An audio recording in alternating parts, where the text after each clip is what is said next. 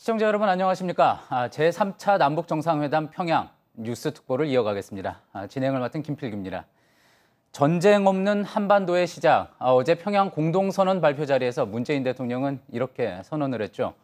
오늘 문 대통령과 김정은 위원장은 함께 백두산으로 향했습니다. 평양에서 2박 3일간 이어진 정상회담 정리해보고 또 오늘 특보에서 이 남은 일정들 그리고 지금 또 백두산에서 어떤 일들이 진행이 되고 있는지 이야기 나눠보도록 하겠습니다. 자, 오늘 특보 함께 말씀 나눌 분들 소개해드리겠습니다. 조성열 국가안보전략연구원 선임 연구위원 나와 계십니다. 네, 안녕하세요. 그리고 정치부의 김태형 기자 나와 있습니다. 예, 먼저 이제 잠시 후면은요, 동대문 디자인 플라자에 마련되어 있는 프레스센터에서 이도훈 한반도 평화교섭본부장이 브리핑을 이제 할 예정입니다. 이도훈 한반도 평화교섭본부장의 브리핑에 귀 기울여 들을 만한 이유는 비핵화 프로세스에 대해서 어제 이제 또 공동선언문에서 나온 비핵화 관련된 내용들에 대해서 또 미국 국제사회의 시각은 어떤지 또 우리나라 입장에서는 외교적으로는 이 문제를 어떻게 볼 수 있을지 여러 가지를 파악해 볼 수가 있을 것 같습니다. 잠시 후 10시부터 브리핑이 진행될 예정이니까요. 잠시 이야기 나눠보다가 또 이 장면 현장 연결해서 전해드리도록 하겠습니다. 자, 먼저 조성열 박사님께 좀 여쭤보겠습니다. 이도훈 한반도 평화교섭본부장 브리핑이 있습니다. 어떤 내용 위주로 이제 진행이 될까요? 예, 이번에 남북 평양 공동선언에 담긴 내용들에 대해서 몇 가지 이제 실천적 조치들은 담겼지만 그동안에 미국이 북한에 요구해왔던 이른바 핵 목록 신고 문제라든지 그다음에 뭐 검증과 사찰 문제 이런 내용들이 담기지 않았습니다. 그리고 또 대상과 관련돼서는 그동안에 이제 미국이 줄곧 얘기했던 핵무력과 관련된 부분, 다시 말하면 핵탄두나 뭐 ICBM, SLBM 같은 게 이제 언급이 되지 않았는데요. 우리가 이제 이번 합의문은 기본적으로는 남북 관계에서 할 수 있는 최대치를 이제 목표로 한 거라고 볼 수 있고요. 그러나 전반적인 이제 한반도 비핵화 프로세스에 대해서는 남북한뿐만 아니라 이제 북미 간의 협상을 통해서 완성될 거라고 봅니다. 아마 그런 측면에서 본다면 이번에 이제 남북 간에 합의한 비핵화의 조치들이 전체 한반도 비핵화 프로세스 가운데에서 어떤 위치에 있는가를 한번 설명하지 않을까 생각합니다. 자, 비핵화 관련해서 남과 북이 할 수 있는 최대치를 목표로 해서 선언문이 나온 것 같다 이렇게 말씀을 하셨는데 어제 그 이후에 이제 미국에서도 여러 가지 반응이 나왔고 또 트럼프 대통령 같은 경우에 직접 트윗을 통해 가지고 본인의 의견을 밝히기도 했습니다. 지금 미국 조야의 분위기는 어떻다라고 파악을 해볼 수가 있을까요? 일단 뭐 그동안에 이제 의회라든지 싱크탱크에서 굉장히 비판적이고 비관적인 입장이 많았습니다. 지금 행정부가 이제 외롭게 끌고 가는 형태인데 트럼프 대통령의 트윗 내용을 보면 매우 흥분된다. 그리고 뒤에는 이제 핵사찰에 합의했다 이런 얘기가 나오고 있습니다. 그리고 후속해서 폼페이오 국무장관은 이제 여러 가지 후속 조치에 대한 얘기가 있었습니다. 알겠습니다. 이야기 마저 들어보고요. 지금 DDP에 마련되어 있는 현장 기자회견 장면 보겠습니다. 이도훈입니다. 저기 평양 정상회담의 비핵화 분야의 성과 브리핑에 대해서 브리핑을 드리도록 하겠습니다. 어제 평양에서 우리 남북 정상이 평양 공동선언을 발표를 할 때 전 세계의 이목이 집중됐습니다. 문자 그대로 전 세계 이목이 집중이 됐습니다. 한반도의 비핵화 그리고 평화 정착 문제가 세계인의 문제, 세계인의 관심사가 되었다는 것이 사실입니다. 저는 그래서 이번 평양 정상회담의 그 외교적 측면, 특히 한미 공조와 한미 간의 협력 문제를 중심으로 해서 말씀을 드리도록 하겠습니다. 여러분 잘 아시겠지만 지난 밤 사이에 트럼프 대통령이 직접 트위터를 날렸습니다. 북한 문제 관련해서 엄청난 진전이 이루어내는 중이다고 평가를 했습니다. 폼페이오 국무장관도 성명을 발표를 했습니다. 평양 정상회담 결과를 환영을 하고 북미 관계를 변화시키기 위해 북한하고 협상을 할 준비가 되어 있다. 여기서 중요한 대목은 협상할 준비가 되어 있다는 겁니다. 특히 구체적으로 다음 주 유엔 총회 계기에 리용호 북한 외무상을 초청하고 그다음에 실무 협상을 비엔나에서 갖자고까지 이야기를 했습니다. 미국뿐 아닙니다. 일본 그리고 중국, 러시아도 일제히 환영을 표하면서 우리의 노력에 대해서 지지를 하고 비핵화의 본격적인 진전을 기대하였습니다. 여러분 돌이켜보면 지난 2008년 이후에 전혀 움직임이 없었던 비핵화 분야의 진전, 비핵화 협상이 지난 2월 달에 평창 올림픽 그리고 3월에 특사 방북, 이어서 4월 27일 역사적인 남북 정상회담, 그리고 한미 정상회담을 거쳐서 미북 정상회담, 북미 정상회담으로까지 이어졌습니다. 그 과정에서 지금 여기까지 왔습니다. 이것은 결코 작은 진전이라고 볼 수 없습니다. 특히 또 지금 6월 12일 그 북미 정상회담 이후에 교착 상태에 있던 이 상황에서 이번 평양 정상회담에서 합의를 이루어내므로써 북한과 미국 양측의 대화의 물꼬가 다시 튀었다, 이렇게 말씀드릴 수 있겠습니다. 평양 선언하고 그리고 미국 쪽 성명을 잘 읽어보면 양측이 대화를 통해서 비핵화 문제와 평화 정착 문제를 풀어나가겠다는 의지가 엿보입니다. 분명히 엿보입니다. 작년 이쯤에 그 군사적 옵션까지 이야기하던 데 비해서는 엄청난 진전입니다. 여러분도 잘 느끼실 겁니다. 그래서 이제 우리 외교부 그리고 우리 정부로서는 평양 정상회담의 성과를 기초로 해서 유엔 총회와 한미 정상회담, 그리고 앞으로 나아가 있을 수도 있는 북미 정상회담 등을 통해서 비핵화의 진전을 가속화시키고 한반도 평화 정착을 더욱 강화시켜 나가겠다는 그런 생각입니다. 이러한 측면에서 이번 평양 회담과 그 평양 공동선언, 그리고 이것은 우리 정부가 지금까지 항상 설명을 해왔지만 남북 관계의 진전이 북미 간의 진전을 가져오는 데 밑받침이 될 수 있다는 논리를 반증한 것이라고 저는 생각을 합니다. 지금까지는 항상 회의도 있었습니다. 남북 간에 먼저 한다고 해서 어떻게 비핵화로 가느냐. 그런데 여러분이 보셨지만 어떤 분들한테는 작은 성과라고 볼 수 있지만 저에게 보면 큰 성과입니다만 이런 식으로 성과를 만들어내고 다시 미국한테 넘겨줄 수 있다는 것이 우리의 역할이 분명히 자리를 잡았다는 생각이 듭니다.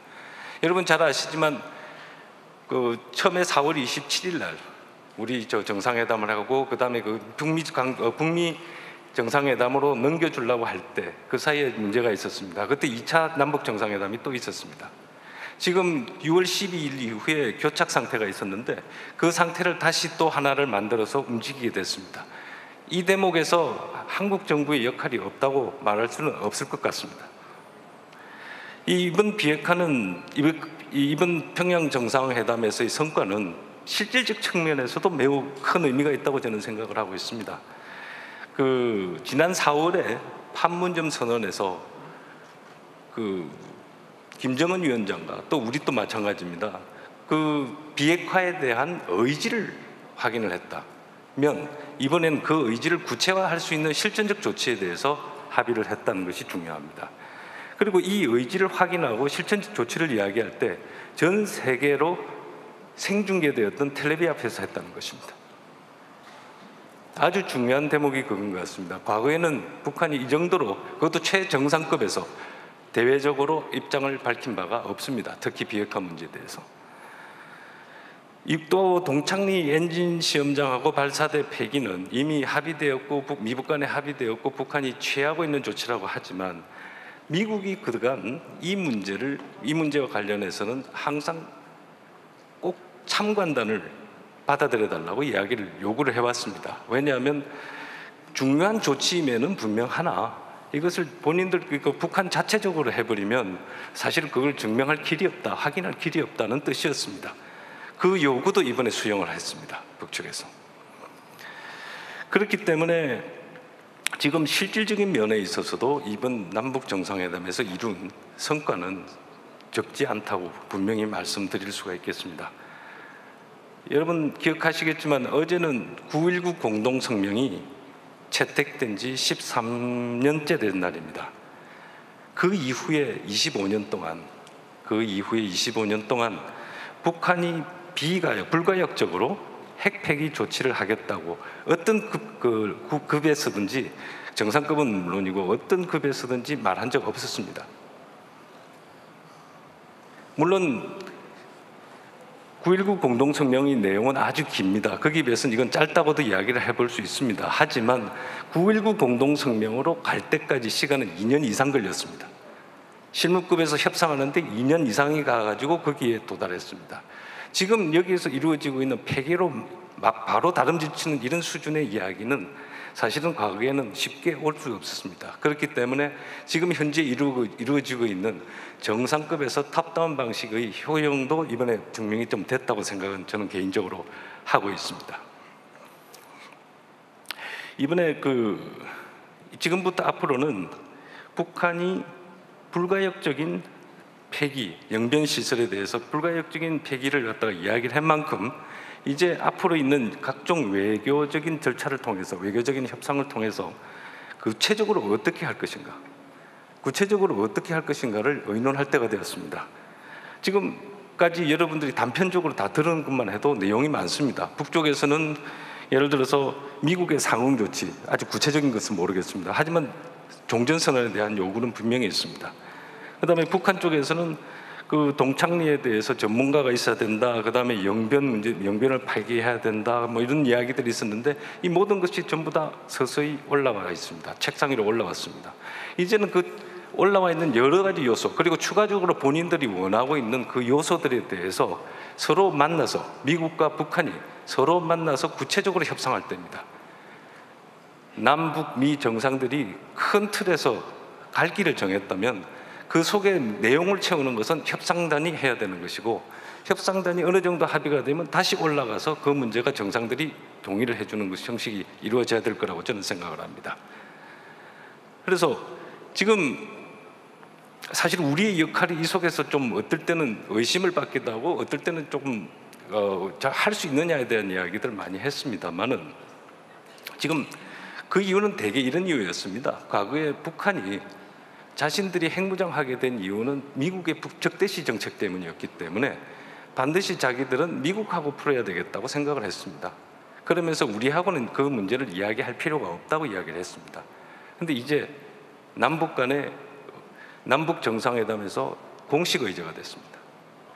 외교장관이 북한에 올라갔습니다.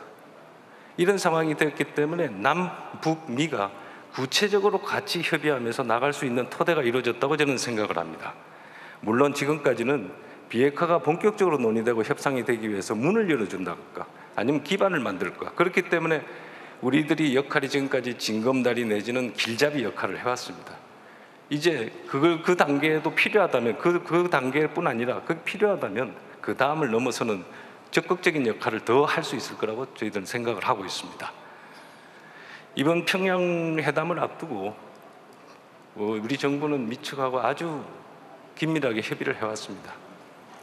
여러 가지 급에서 여러 가지 방식으로 서로 이야기를 했습니다. 그리고 이제 이 정상회담에서 성과가 있었기 때문에 아주 앞으로는 속도감을 가지고 나가야 될 것 같습니다. 지금부터 9월 달에서 10월 달 넘어가면서 많은 일정들이 있을 것 같습니다. 일단 내주에 한미 정상회담이 있을 것이고요. 그리고 정상급에서 다시 한번 협의가 있을 거고, 그 유엔에서 유엔 그 총회 계기에 뭐 장관급이라든지 심지어는 적급까지 해서 협의가 계속 이루어질 수 있습니다. 그러고 나서 그 다음에 북한과 미국이 만나서 협상을 한다면 아주 좋은 진전이 될 것이고, 그걸 기초로 해서 북미 정상회담까지 이어진다면 금상첨화일 것 같습니다. 지금 앞으로 이 모든 과정에 있어서 저희 외교부 그리고 정부는 총력을 다해 나갈 것입니다. 지금 이 시기와 이 기회는 절대 잃어버릴 수 없을 그런 중대한 기회라고 저는 개인적으로 생각하고 있습니다. 감사합니다. 질문 받겠습니다. 충분하고 자세한 설명 고맙습니다. 지금부터는 질의응답에 들어가 속도감 있게 좀 진행하도록 하겠습니다. 질문 있으신 분 손 들어주시기 바랍니다. 네, 제가 질문합니다. MBC 임명현 기자 먼저 질문해 주세요. 예, MBC 임명현이라고 합니다. 본부장님 브리핑 감사합니다. 그 트럼프 대통령의 트위터 관련해서 좀 두 가지만 여쭤보겠습니다. 네. 먼저 첫 번째로 그 북한이 그 협상 결과에 따라 핵 사찰을 수용했다라는 메시지를 인스펙션이라는 단어를 써서 남겼는데 네. 이게 이제 어제 평양 공동선언에는 없었던 내용이라 사전에 한미 간 혹은 북미 간 접촉 과정에서 있었던 이야기를 트럼프 대통령이 밝힌 것 아니냐라는 해석이 있습니다. 여기에 대한 설명 좀 부탁드리겠고요. 그리고 두 번째로 오늘 이제 그 사흘 전에 편지를 받았다는 메시지를 남겼는데 이게 이제 이전에 넘어온 친서를 의미하는 건지 아니면 그 이후 또 새로운 편지가 당도했다는 것인지 설명 부탁드리겠습니다.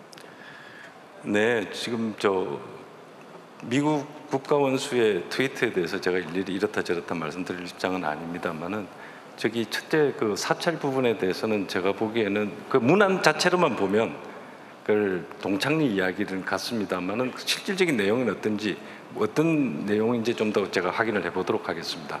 즉답은 좀 쉽지가 않을 것 같고요. 그 다음에 그 편지 문제도 계속 확인을 해보도록 하겠습니다. 네, 그 정도 말씀드릴 수 있겠습니다. 네, 다음 질문 받겠습니다. 예, 여기까지 듣겠습니다. 이도훈 한반도 평화교섭본부장의 기자회견 장면 보셨습니다. 김태형 기자, 네. 어떤 이야기가 나온지 간단히 한번 정리를 해볼까요? 네, 이도훈 본부장이 오전 10시부터 약 10분 정도 이제 발언을 했고 지금 현재 질의응답이 진행 중입니다. 일단 미국을 비롯한 국제사회의 반응에 대해서 일단 언급을 했는데요. 트럼프 미국 대통령의 트위터와 그다음에 폼페이오 미 국무장관의 성명 내용을 설명하면서 상당히 진전이 없었던 그런 비핵화 협상이 지금 이제 결코 작은 진전이 아니다 이런 예. 부분에 대해서 얘기를 했고요. 예. 또 비핵화 문제에 대해서 대화를 통해서 풀어나가겠다는 그런 의지가 엿보였다 이런 얘기를 했습니다. 예. 그러면서 이제 영변 핵시설 불가역적 폐기 어제 이제 그 평양 공동 선언문에 담긴 내용인데 여기에 대해서 어떻게 평가를 했냐면 이 각종 외교적 절차와 협상을 통해서 구체적으로 어떻게 할지 의논할 때가 됐다. 예. 그러면서 이제 북쪽에 말한 미국의 상응 조치가 구체적으로 어떤 건지는 모르겠지만 이 종전 선언만큼은 확실히 포함이 돼 있다. 이렇게 얘기를 했고요. 이제는 이 동창리 엔진 시험장 등이 협상 테이블에 올라 있고 북미가 만나서 구체적으로 협상을 할 거다. 또 하나 이제 언급한 게 우리나라의 역할에 대해서 이제 좀 강조를 했는데요. 예. 남북미가 구체적으로 이제 이 비핵화 관련해서 협의할 수 있는 토대가 마련됐다고 본다. 이렇게 얘기하면서 우리 역할이 그간 징검다리 역할을 해왔는데 예. 그것뿐 아니라 그걸 넘어서는 적극적인 역할을 더 할 수 있게 됐고 10월로 넘어가면서 많은 일정이 있을 것이다. 이렇게 얘기를 했습니다. 예, 그렇군요. 자, 이도훈 한반도 평화교섭본부장, 내용도 내용이지만 한반도 교섭본부장이 이제 전면에 등장했다는 것 자체도 의미가 있는 일인 것 같습니다. 이도훈 본부장 같은 경우에는 외교부 소속의 외교관 아닙니까? 사실은 그동안 정보 라인이라든지 통일부 라인이 접촉을 많이 했었고 회담에도 들어갔었고 그다음에 설명도 많이 했는데 이제 외교부의 목소리가 본격적으로 나오기 시작한 것. 이거 이 부분에서도 의미를 찾아볼 수가 있겠죠, 박사님. 예, 지금 두 가지 신호가 나왔습니다. 첫째는 이번에 그 평양 공동선언과 관련돼서 한반도 평화교섭본부장이 이제 처음으로 전면에 나서서 그 내용을 설명하는 게 이제 큰 의미가 있고요. 예. 그리고 바로 이제 그 폼페이오 국무장관도 성명을 통해 가지고 다음 주에 이제 그 뉴욕에서 예. 유엔 총회가 있죠. 유엔 총회죠. 유엔 예. 총회에서 리용호 외무상과 만난다 이런 얘기를 했습니다. 예. 결국은 지난번 6월 12일 그 센토사 정상회담에서 거기 보면은 이제 그 미국 측은 폼페이오 국무장관을 명시한 반면에 예. 북측에 대해서는 파트너를 명시 안 했거든요. 아, 누가 나와라, 누가 예, 예. 이야기를 하겠다 그런 이야기가 없었군요. 예, 예. 그 이후에 이제 7월 6일, 7일 사이에 있었던 폼페이오 국무장관 3차 방북 때도 여전히 김영철 통전부장이 나왔고 예. 4차는 무산됐습니다만은 근데 이번에 이제 리용호가 아마도 그 폼페이오 국무장관과 만나는 걸 보면은 한국과 미국에서 이제 비핵화 협상이 본격화되면서 외교 라인들이 이제 전면에 나서는 게 아닌가 생각이 됩니다. 예. 그동안 이제 보통 저희가 이야기했을 때 처음 접촉 단계에서는 소위 스파이 라인이라고 하기도 하고요. 정보 라인이라고 하기도 하고 그래서 우리 입장에서는 서훈 국정원장과 북한에서는 김영철 통전부장이 주로 만나서 이야기를 했고 실제 정상회담을 했을 때도 배석자로 그런 정보 라인이 나서지 않았습니까? 그러면서 또 다른 실무자들 협상에서는 이성건 조평통위원장, 그다음에 이제 조명균 통일부 장관 이렇게 해서 만남을 갖기도 했고, 하지만 그동안 이제 강경화 우리 외교부 장관이라든지 또 미국의 북한의 이용호 외무상이라든지 직접 이렇게 만나서 이야기를 할 기회가 없었는데 이제 앞으로는 그런 외교 라인이 본격적으로 나서게 됐다. 이 이야기는 결국 비핵화에 대해서 국제사회와 본격적으로 논의를 시작하게 됐다. 이렇게 해석을 해볼 수 있겠군요. 예, 예. 그러니까 지금 금년에 3차례에 걸쳐서 남북 정상들이 만나셨는데 실제 보면은 이제 우리 쪽에서 서훈 국정원장이 3차례 모두 다 배석을 했고요. 예. 북측에서도 역시 김영철 통전부장, 예. 중앙위 부위원장이 배석을 했습니다. 그래서 이번부터는 이제 본격적으로 이거는 이제 한반도 비핵화 프로세스가 본격적으로 시작됐다 이런 걸 의미한다고 볼 수 있습니다. 예. 자, 이 부분에 대한 해석은 잠시 후에 또 자세히 나눠보도록 하고요. 지금 평양 소식이 가장 먼저 도착하는 DDP, 동대문 프레스센터를 연결해서 지금 방북단, 문재인 대통령을 포함한 방북단의 활동이 어떻게 진행되고 있는지부터 짚어보도록 하겠습니다. 김혜미 기자가 나가 있습니다. 김혜미 기자, 지금 문재인 대통령 오늘 새벽에 백두산으로 출발했다는 소식 전해졌었는데 지금은 도착을 했습니까? 네, 아직 평양에서 정확한 소식은 전해지지 않고 있습니다. 하지만 시간상 지금쯤이면 남북 정상은 한반도의 가장 높은 산봉우리인 백두산 장군봉에 다다랐을 것으로 보입니다. 오늘 오전 6시 39분 문재인 대통령은 백화원 영빈관을 떠났습니다. 평양 순안국제공항을 거쳐서 8시 20분에 삼지연공항에 도착했습니다. 이 삼지연공항에서 백두산 장군봉까지는 차량으로 1시간 정도 걸립니다. 백두산 등반에는 김정숙 여사뿐만 아니라 이설주 여사도 동행한 것으로 전해졌습니다. 예, 날씨가 화창하면 천지에 갈 것이다 이렇게 이야기를 나왔습니다. 어떻습니까? 지금 날씨는 어떻고 천지에 갈 수 있을지 결정이 됐습니까? 네, 천지까지 갈지 여부 역시 아직 확인되지 않고 있습니다. 장군봉에서 천지까지는 1.5km 정도 거리입니다. 케이블카나 계단으로 이동할 수 있습니다. 문 대통령이 이른 아침 평양에서 출발할 때 모습을 보면 도로가 약간 비에 젖어 있는데요. 하지만 날씨 예보에 따르면 백두산 인근 삼지연은 구름이 조금 있지만 대체로 맑은 편인 것으로 전해졌습니다. 윤영찬 홍보수석은 조금 전 브리핑에서 이 백두산 쪽 날씨는 최저 2도, 최고 20도로 예보돼 있고 날씨가 좀 쌀쌀할 수도 있겠다라고 전했습니다. 예, 그렇군요. 지금 서울은 비가 약간 흩뿌리고 있는 날씨여서 백두산 날씨는 어떤지 좀 궁금했는데 지금 맑은 상태다. 그런 예보가 있는 거군요. 자, 지금은 백두산 천지를 가는 것, 또 백두산을 등반하는 것 자체가 어떻게 보면 지난 4.27 판문점 회담에서의 도보다리 대화처럼 어떤 하나의 큰 이벤트, 상징적인 장면이 될 수 있을 거라는 기대감도 나옵니다. 자, 그런데 지금 백두산에서는 평양에서 했던 것처럼 과연 생중계가 가능할 것인지, 중계 장비가 다 마련이 돼 있는지 그 부분에 대해서도 좀 궁금한데요. 어떻습니까? 평양에서 이제 백두산으로 이동해서 백두산 등반을 하게 된다 그러면 백두산 등반 장면은 언제쯤 볼 수가 있을까요? 네, 오늘 두 정상의 백두산 등반 장면 생중계가 예정돼 있지 않습니다. 촬영된 영상은 문 대통령 귀국 후, 그러니까 우리 측 취재단 도착 후에 전해질 예정이어서요. 오후 늦게 보실 수 있을 것으로 보입니다. 그렇군요. 백두산 천지의 모습도 상당히 보고 싶어하는 또 시청자분들도 많으실 텐데 좀 아쉽습니다. 자, 그러면은 문재인 대통령과 수행단 백두산 등반을 마치고 내려오면 상당히 시간이 좀 걸릴 것 같은데 서울로 돌아오는 시간은 언제쯤이 될 것 같습니까? 네, 정확한 시간은 아직 알 수 없습니다. 문 대통령과 공식 수행원은 삼지연에서 오찬을 하고 바로 서울로 들어옵니다. 이른 오전까지만 해도 삼지연 공항에서 다시 평양 순안국제공항을 거쳐서 서울 성남공항으로 들어오는 일정이었는데요. 다시 일정이 바뀌었습니다. 이 경로라면 시간이 좀 단축돼서 늦지 않은 오후에 문 대통령 일행이 서울 성남공항에 도착할 것으로 보입니다. 사실 이번 문 대통령의 이번 귀국 항로는 기존에 없던 남북 간의 새로운 서해 항로가 만들어진다는 의미도 있습니다. 청와대는 문 대통령이 귀국 후에 이곳 프레스센터에 방문할 가능성도 있다라고 밝혔습니다. 예, DDP 동대문 프레스센터에서 김혜미 기자였습니다. 예, 김태형 기자, 백두산 이야기 나왔으니까 이 이야기로 한번 좀 넘어가 보겠습니다. 새로운 서해 항로가 나올 수 있다. 이 이야기는 그동안은 보통 이제 서울에서 서해로 나가서 평양으로 가는 항로였는데 그렇습니다. 삼지연 공항에서 곧장 오는 항로다. 이런 이야기인 거겠죠? 그렇습니다. 그간 이제 남북 간 항로를 통해서 오갈 때는 주로 서울과 평양 이 서해 직항로 디귿자 모양이죠. 이렇게 오갔는데 이번에는 삼지연 공항에서 오기 때문에 좀 더 큰 모양의 이 디귿자 모양으로 지금 돌아올 가능성이 있는 겁니다. 이 항로는 이번이 처음입니다. 그렇군요. 여러모로 어쨌든 새로운 시도, 첫 번째 일어나는 이벤트가 참 많은 그런 남북 정상회담인데요. 자, 오늘 오전 출발 상황도 한번 정리를 좀 해보죠. 오늘 새벽에 출발한 걸로 전해졌습니다. 평양 시민들이 또 새벽 시간이었지만 나와서 또 상당히 환송을 했다. 이런 소식이 전해져 있네요. 그렇습니다. 이 오전 6시 40분쯤에 이 숙소인 백화원 영빈관을 출발해서 평양 순안국제공항으로 향했습니다.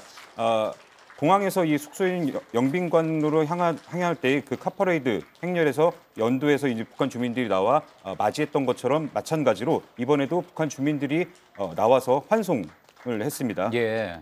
지금 출발은 일단 서울에서 평양 갈 때는 공군 1호기를 타고 갔었는데 이번에는 문 대통령이 공군 2호기를 타고 삼지연 공항으로 갔습니다. 이륙 시간은 오전 7시 27분이고 예. 나머지 이제 특별 수행원들은 우리 지금 화면에 나오는 모습인 대신에? 것 네네네. 같군요. 오늘 아침에 평양의 모습입니다. 그렇습니다. 지금 사이드카가 호위를 하고 있고요.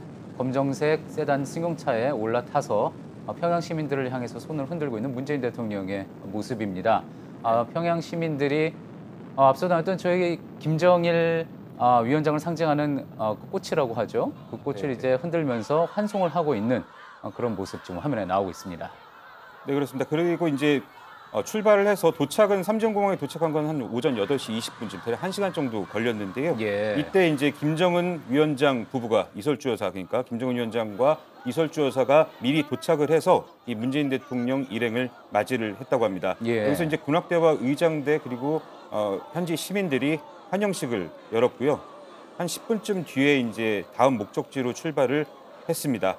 지금 아까 김혜미 기자가 전해드린 것처럼 대략 한 1시간에서 1시간 반쯤 걸리는데 이 장군봉까지 지금쯤이면 빠르면은 아마 장군봉에 도착을 했을 것으로 이렇게 추정이 가능합니다. 예, 지금 나오고 있는 화면은 평양에 그저께 이제 도착했을 네. 때와 상당히 비슷한 모습이기는 한데 이건 오늘 떠나는 모습이잖아요. 예, 그렇습니다. 역시 아침 이른 시간인데도 평양 시민들이 나와서 문재인 대통령을 환송하는 그런 모습 좀 확인할 수가 있습니다.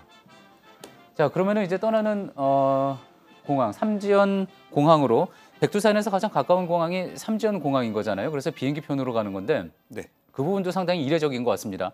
평양 내에서 국내선, 어떤 국제선 비행기로 이동을 하는 게 아니라 문재인 대통령을 비롯한 한국 국적, 대한민국 국적을 가진 사람들이 그 비행기를 타고 북한, 평양에서 삼지연, 백두산까지 직접 국내선 코스를 이용해서 항로를 이용해서 비행을 한다는 것도 참 이례적인 일인 것 같습니다. 그 백두산까지는 어떻게 오르는지 그 코스도 지금 정한 게 나와 있습니까? 네, 일단 방금 앵커께서 말씀하신 대로 삼지연 공항까지는 저희 공군 2호기와 그리고 북측이 제공한 고려 항공 여객기가 함께 이동을 했고요. 예. 삼지연 공항에 도착한 다음에는 백두산 중턱에 있는 향도봉까지 이제 차량으로 이동을 합니다. 예. 그다음에 이제 그러니까 백두산의 남쪽 정상 그러니까 장군봉까지 케이블카를 타고 가는데 여기까지 한 1시간에서 1시간 반 정도. 지금 걸리고요. 화면에 나오고 있는 저 모습인 것 같습니다. 지금 예. 저 모습은 미국인 관광객이 북한을 관광으로 찾았을 때 그렇습니다. 네. 백두산을 올라가는 모습, 백두산 천지 쪽으로 올라가는 모습인데요. 저기 이제 버스로 저 궤도 열차를 탑승하는 곳까지 올라가서 조금 전에 보신 궤도 열차를 타고 그렇습니다. 정상까지 올라가고요. 그리고 지금 앞에 보이는 천지입니다. 지금 저 천지까지 내려갈 수도 있는 거잖아요. 그렇습니다. 이제 장군봉까지 가고 기상 여건이 허락만 된다면은 이제 천지까지 내려가는데 이 천지까지 내려가는 길은 방법은 두 가지가 있습니다. 약 2,000여 개의 돌계단을 통해서 걸어 내려가는 방법이 있고요. 2,000개요? 예, 2,000개가 넘는다고 합니다. 예. 그리고 또 하나는 곤돌라를 타고 내려가는 방법이 있는데 아마 시간상 만약에 내려가게 된다면은 이 곤돌라를 타고 내려가지 않을까 이렇게 예상을 해볼 수가 있습니다. 그러니까 장군봉까지 정상까지는 궤도 열차를 타고 올라가는 코스인 거고 그렇습니다. 곤돌라를 타고 케이블카라고도 보통 부르죠. 곤돌라를 타고서는 천지까지 다시 내려가는 그런 코스가 되는 네. 거군요. 날씨가 좋아야지 이제 갈 수 있다고 하죠. 그렇습니다. 지금 뭐 삼지연 지역의 현지 날씨가 뭐 구름이 조금 끼었다고 하고 비올 가능성, 그러니까 강수 가능성은 10에서 20% 정도 된다고 합니다. 아마도 오늘 천지까지 내려갈 수 있지 않을까 이렇게 예상을 해볼 수 있는데요. 예. 아까 뭐 김혜미 기자도 말했지만 그 4.27 판문점 정상회담 때 도보다리 회담이 있었던 것처럼 이번에도 천지 옆에서 이 두 정상이 수행원들을 멀찍이 떨어뜨리고 별도의 이 예. 담소를 나눌 기회가 생기지 않을까. 또 이 장면이 멀리서나마 우리 카메라에 찍혀서 나중에 좀 공개가 될 수 있지 않을까 이렇게 조심스럽게 예상을 해볼 수가 있겠습니다. 아마도 2000년 1차 남북 정상회담과 2차 2007년 남북 정상회담 때 합의서를 쓰고 공동선언문을 쓰고 두 정상이 손을 맞잡고 이제 흔드는 높이 올리는 장면 이런 장면들이 이제 역사적인 장면으로 또 남아 있지 않습니까? 아마도 비슷한 광경이 백두산 천지에서 연출되지 않을까라는 그런 예상도 나오고 있습니다. 지금 이제 조성열 국가안보전략연구원 선임연구위원과 또 이야기를 나누고 있는데요. 박사님, 이번 백두산 등반은 김정은 제안으로 성사가 됐다고 했지만 또 과거에 이제 우리 대통령도 이 부분에 대해서 또 원한다 그런 이야기도 있었고요.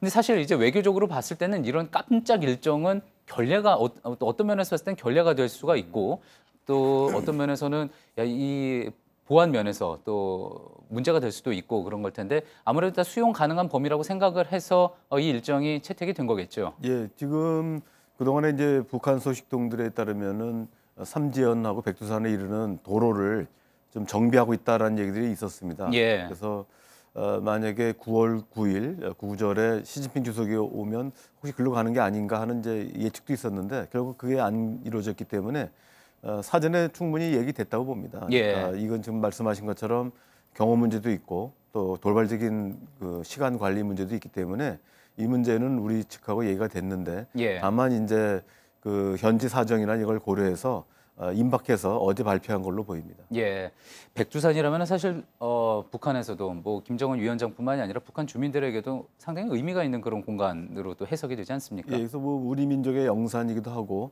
또 북한의 또 지도부들을 이제 이른바 백두혈통이라고 얘기하듯이 백두산이라고 하는 것은 특히 북한에게는 이제 각별한 의미가 있습니다.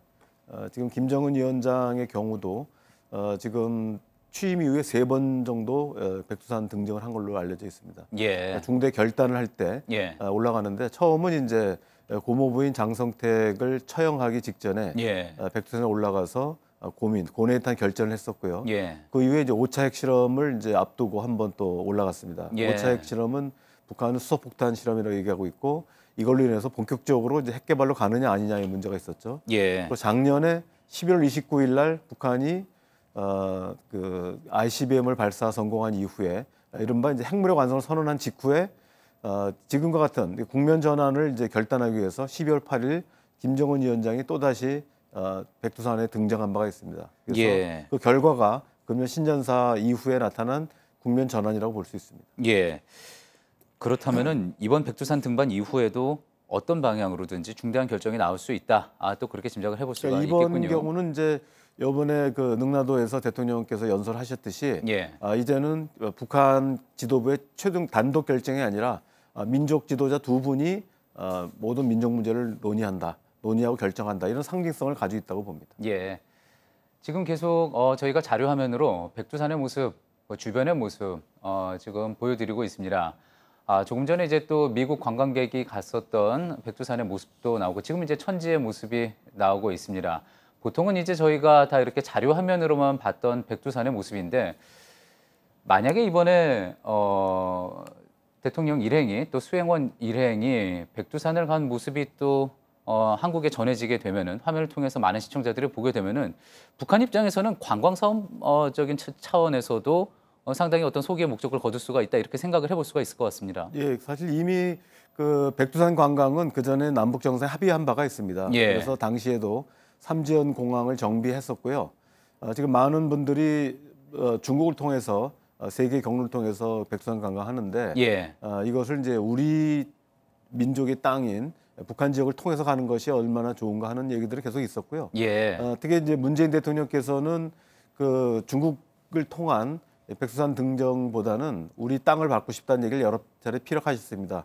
아마 이런 내용들을 북한이 잘 알고 있었기 때문에 북측이 제안했고 또 우리 쪽에서 수용해서 이번에 이제 백두산 등정이 이루어진 것으로 보입니다. 그동안 이제 중국 쪽으로 한국 관광객들이 갈 수 있었지만 이제 절반으로 나눠져 있어가지고 중국 쪽 지역밖에는 방문을 할 수 없었던 거잖아요.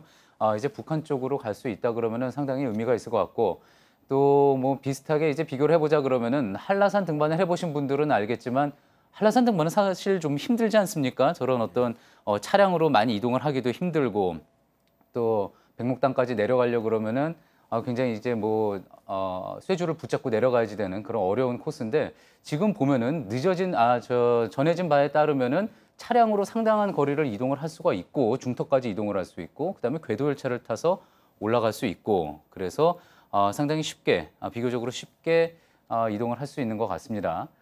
김태형 기자, 네. 지금 그 삼지연 공항까지 이동을 할 때 대통령이 평양을 갈 때 이용했던 공군 1호기를 이용하지 않고 2호기를 이용했다고 하죠. 그렇습니다. 이 삼지연공항이 비교적 이제 시설이 잘 갖춰져 있는 편이라고는 하지만 이 공군 1호기가 보잉 747 기종이라고 합니다. 근데 보잉 747 기종이 착륙하기에는 이 활주로 길이가 조금은 버겁다 이런 우려가 있었기 때문에 아마도 공군 2호기의 경우는 보잉 737 기종인데 이게 좀 더 이제 작은 기종입니다. 그래서 착륙하기에 용이해서 이 공군 2호기를 이용해서 간 것으로 보이고요. 나머지 그 수행원들은 이제 공군 2호기의 모든 인원이 다 탈 수가 없기 때문에 나머지 수행원들은 북측이 제공한 고려 항공 여객기를 타고 이동을 한 것으로 보입니다. 그러면은 다시 돌아올 때 서울로 돌아올 때는 어떻게 돌아오게 되는 겁니까? 그리고 2호기를 타고 갔기 때문에 다시 평양으로 돌아와서 1호기를 갈아타고 올 수 있다 이런 전망도 나왔던 거 아닌가요? 그렇습니다. 현재 공군 1호기는 평양 순환국제공항에 지금 현재 대기를 하고 있는 상황입니다. 그렇기 때문에 당초에 이 문재인 대통령은 공군 2호기를 타고 삼전공항을 출발해서 평양으로 와서 공군 1호기를 갈아탄 다음에 서울 성남 서울공항으로 돌아온다 이렇게 얘기가 됐었는데 잠시 뒤에 이제 바뀌었는데요. 삼지연공항에서 공군 2호기를 타고 곧장 성남 서울공항으로 오는 것으로 경로가 바뀌었습니다. 그리고 나머지 수행원들은 고려항공을 타고 그대로 올 수가 없기 때문에 평양으로 이동해서 거기서 이제 공군 1호기를 갈아탄 다음에 이렇게 서울로 돌아오는 일정으로 잡혔습니다. 그렇군요. 관광사업에 대해서 관광사업 협력 사업에 대해서도 이야기를 해봤었는데요. 박사님 이제 인프라 문제와 관련해서 도로와 관련해서 김정은 위원장도 이제 여러 차례 북한이 좀 미흡하다 뭐 이런 이야기를 하지 않았습니까? 겸손의 의미를 담아서 한 이 맥락도 있지만 자 이번 계기로 그러면은 백두산 쪽에 관광 인프라를 구축하기 위한 경제 협력 가능성 물론 뭐 제재 문제가 아직은 겹쳐 있지만요. 어떻게 좀 예상을 해볼 수가 있을까요? 지금 북한의 어떤 경제개발 전략을 보면은 아직까지 이제 제재가 그러니까 북한이 비핵화에 성의 있는 조치를 취한다 하더라도 당장 제재가 해제되기 어렵습니다. 그래서 북한은 이른바 이제 쿠바적 모델을 좀 이제 초기에 도입할 것 같습니다. 쿠바적 모델이요? 그러니까 쿠바 모델이라고 하는 게 완전한 전체 개혁을 얘기한 건 아니고요.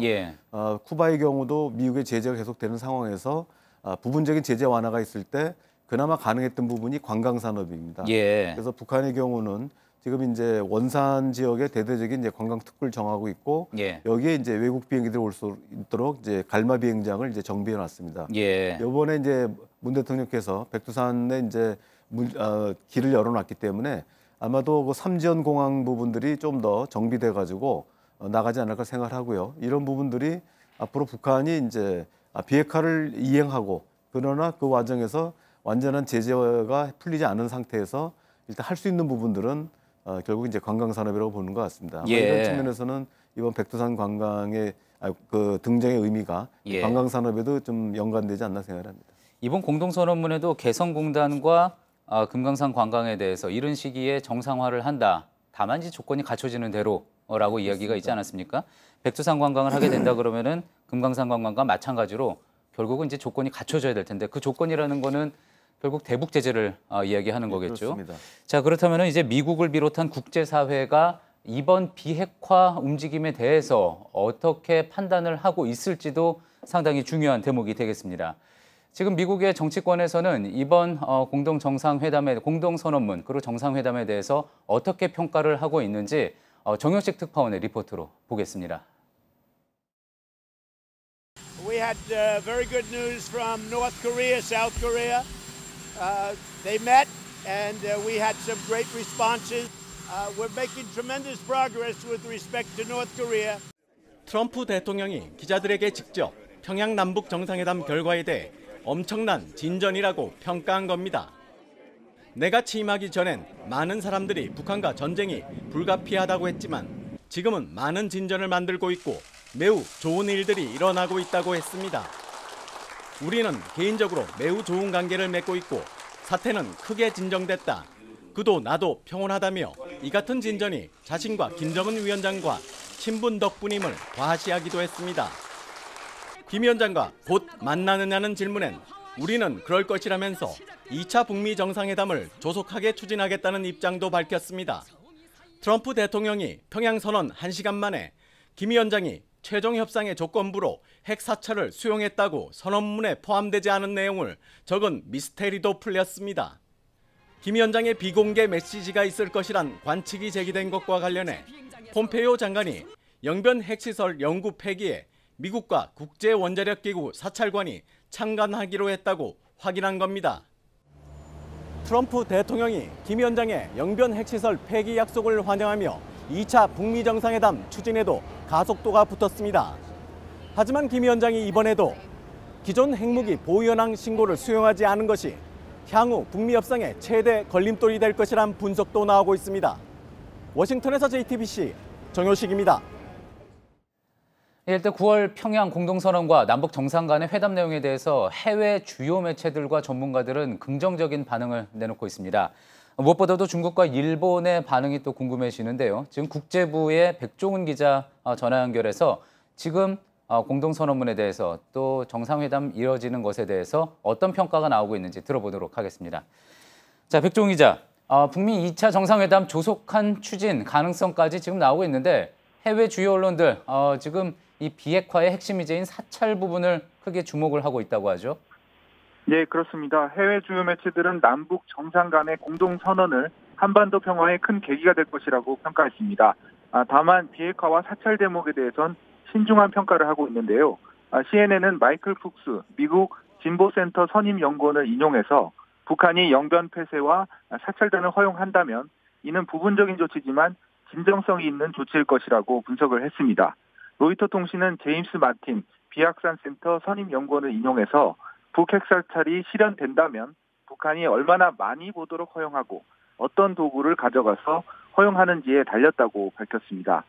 AFP 통신은 비핀나랑 미 MIT 공대 교수를 인용해서 이제는 필요성이 없어진 미사일 시험장 해체를 검증하라는 것일 수도 있다. 이렇게 보도하기도 했습니다. 예, 그렇군요. 자, 중국과 일본의 반응 궁금합니다. 지금 어떤 이야기가 나오고 있습니까? 예, 오늘 오전 남북 정상의 백두산 방문 등에 대해서 일본 언론은 속보로 자세하게 소식을 전하고 있습니다. 중국 외교부는 어제 평양 공동선언을 환영하고 한반도 평화를 위한 노력을 높이 평가한다고 밝혔습니다. 또 중국은 남북 양측이 대화와 협상으로 관계를 개선하고 화해 협력하는 것을 지지한다고 밝히고 있습니다. 다만 오늘 중국 인민일보는 국제면에 외교부 대변인의 환영 논평을 짧게 게재하는 등 남북 정상 관련 보도 비중을 줄이고 있습니다. 일본 언론은 북한의 비핵화에 대해 아직 확실하지 않다면서 부정적인 평가를 싣고 있습니다. 스가 관방장관은 어제 평양 선언이 한반도의 완전한 비핵화로 이어지기를 기대한다면서도 자세한 평가는 밝히지 않고 유보적인 태도를 보이기도 했습니다. 지금까지 보도국에서 전해드렸습니다. 예, 국제부의 백종훈 기자 이야기 들어봤습니다. 자, 좀 더 이야기를 나눠보겠습니다. 조성열 국가안보전략연구원 선임연구위원 나와 계시는데요. 조 박사님, 이제 조금 전에 이제 이도훈 한반도 교섭 본부장 이야기가 평화교섭본부장의 브리핑이 있었습니다. 그 내용 조금 더 이제 짚어봐야지 될 것 같은데, 자, 이제 9.19 공동선언문이 나오기까지 2년 이상이 걸렸다. 이제 지금 외교적으로 구체적으로 어떻게 하느냐가 중요한 단계다. 그동안은 이제 문을 열어주는 단계였고 외교적으로 구체적으로 협의를 해야 되는 단계다 이야기가 나왔습니다. 어떤 식으로 그러면 외교적으로 협의가 진행이 될까요? 예, 과거에도 보면 2003년 8월 달에 이제 1차 육제대담이 열리고 예. 오랫동안 협의를 하다가 실제로 이제 25개월 만인 2005년 9.19 때 이제 최종적인 이제 그 포괄적 합의문이 나왔습니다. 예. 지금까지 북한과 미국 간에는 적대관계가 오래됐었기 때문에 그동안은 이제 정보 라인에서 이 문제를 다뤄왔습니다. 예. 그러다가 미국의 경우는 이제 그 정보 라인의 수장이었던 폼페이오 국무장관이 이제 국무장관을 자리를 CIA 국장에서 자리를 옮겼고요. 예. 그러나 여전히 이제 우리 측에서는 서원 국정원장, 북한은 통전부장인 김영철이 이 문제를 담당해 왔습니다. 바로 예. 이제 어제 그저께도 회담할 때 보면은 이제 그 배석하는 자리에 서원 국정원장과 김영철 통전부장이 자리했는데요. 마침 이제 오늘 폼페이오 국무장관의 발언을 보면은 이번 이제 뉴욕에서 열리는 유엔 총회를 계기로 해서 예. 리용호 외무상과 만나겠다. 그리고 이 문제를 논의하겠다고 얘기했습니다. 예. 이 문제는 상당히 긍정적인 신호라고 봅니다. 예. 그 동안에는 이제 불신을 전제로 해서 어떤 상대방의 의사를 탐색하는 단계였다고 한다면 이제 본격적으로 비핵화의 문을 여는 그러니까 비핵화 프로세스를 시작하는 의미가 있고요. 예. 또 하나는 이제 폼페이오 장관이 얘기했듯이 비엔에서 북측과 만나겠다. 그리고 이번에 새로 임명된 비건 대북정책 특별 대표를 보내겠다고 했습니다. 예. 문제는 지금 트럼프 대통령이 이제 트윗 통해서 밝힌 부분인데요. 핵사찰 부분 합의했다 이렇게 얘기를 했습니다. 예. 지금 뭐 명확하게 확인할 수는 없지만 적어도 신고가 이루어지고 또 여기에 따른 검증과 사찰 문제가 논의될 수밖에 없다고 봅니다. 예. 아마 그런 면에서 본격적인 이제 외교적인 비핵화 프로세스의 어떤 개시를 알리는 것이 아닌가 이런 예. 생각을 합니다.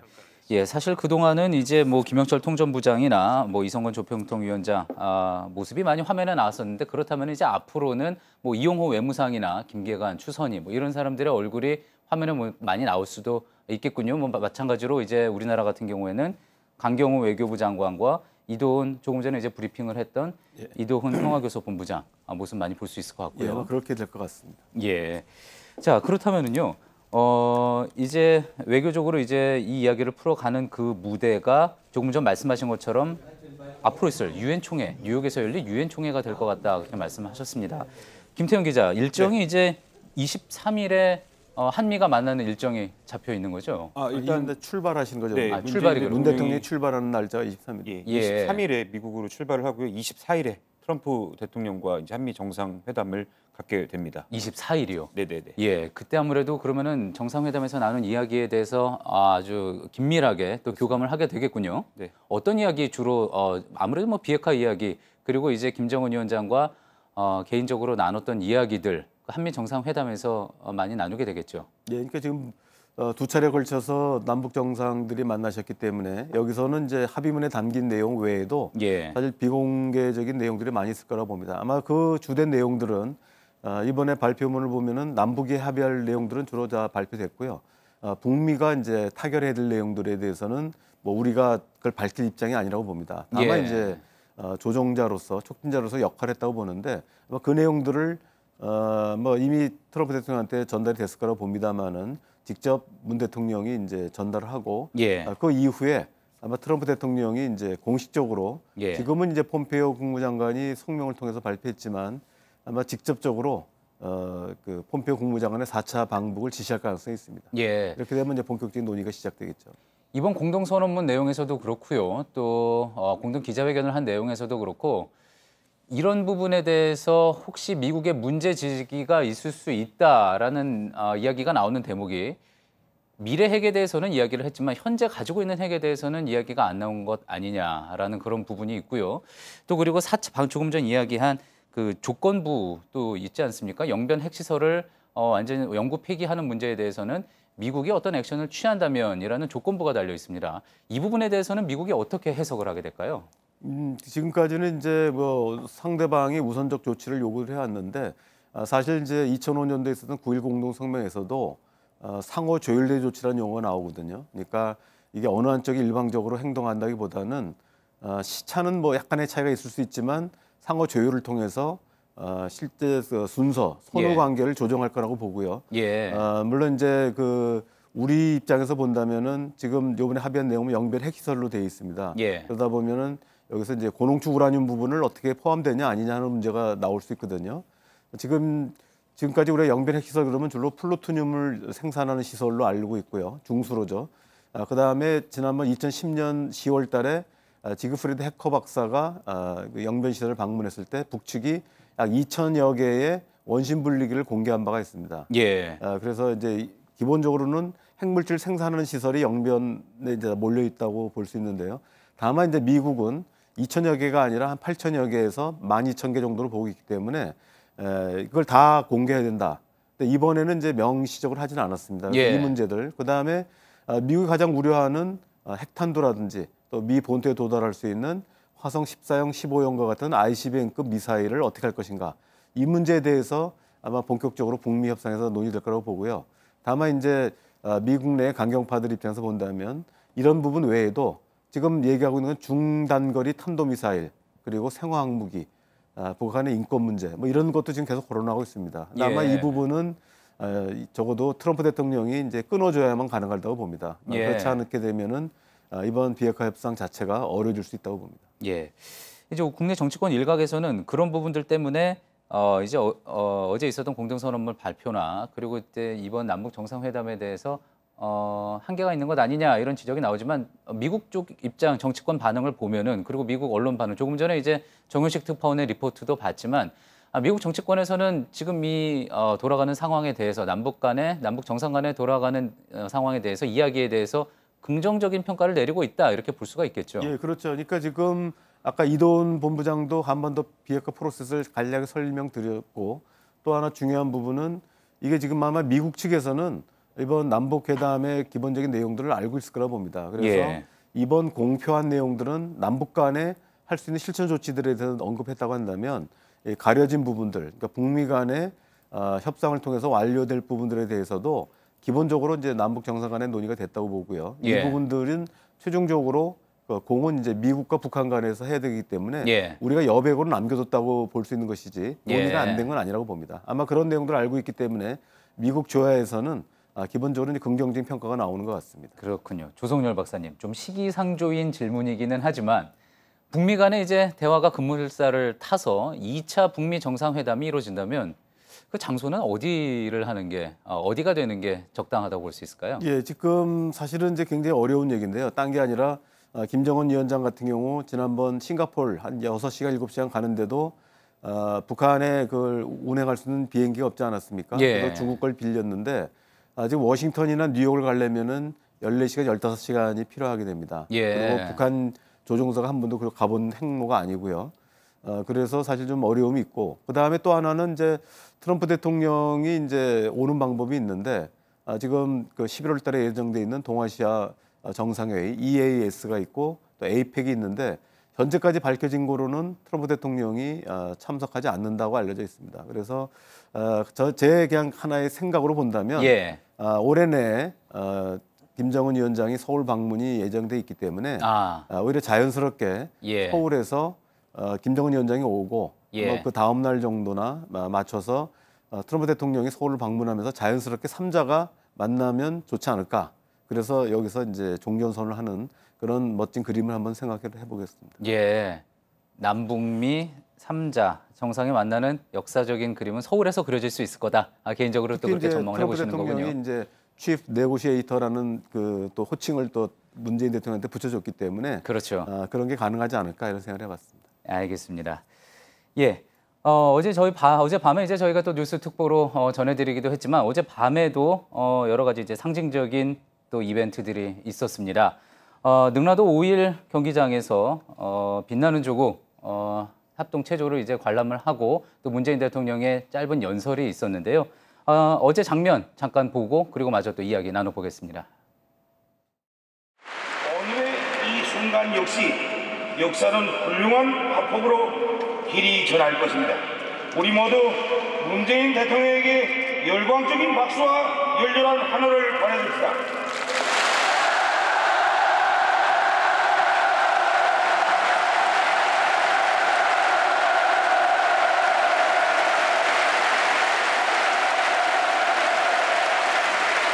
여러분, 국력의 동포 형제 여러분, 평양에서 여러분을 이렇게 만나게 되어 참으로 반갑습니다.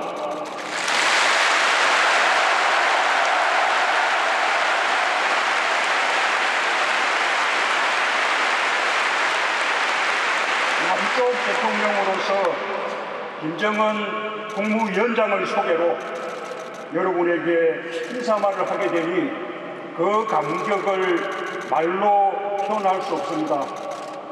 여러분, 우리는 이렇게 함께 새로운 시대를 만들고 있습니다.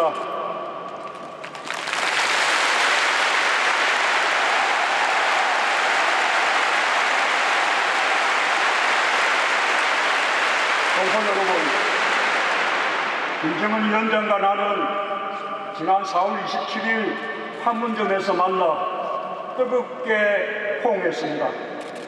우리 두 정상은 한반도에서 더 이상 전쟁은 없을 것이며 새로운 평화의 시대가 열렸음을 8천만 우리 견해와 전 세계에 엄숙히 천명했습니다.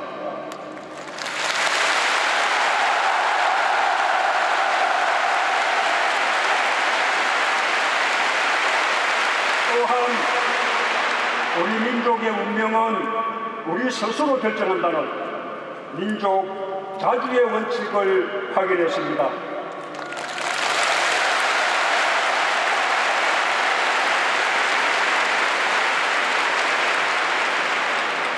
남북 관계를 전면적이고 획기적으로 발전시켜 끊어진 민족의 혈맥을 잇고 공동번영과 자주통일의 미래를 앞당기자고 굳게 약속했습니다.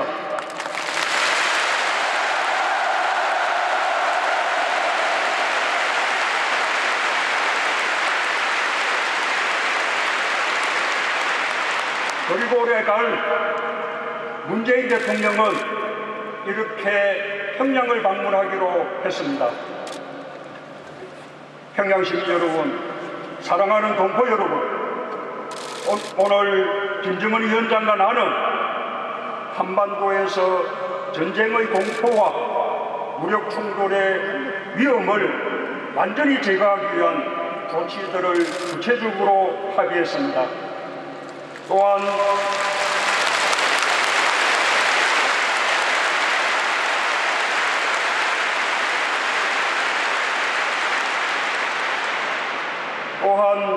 백두에서 한라까지 아름다운 우리 강산을 영구히 핵무기와 핵위협이 없는 평화의 터전으로 만들어 후손들에게 물려주자고 확약했습니다.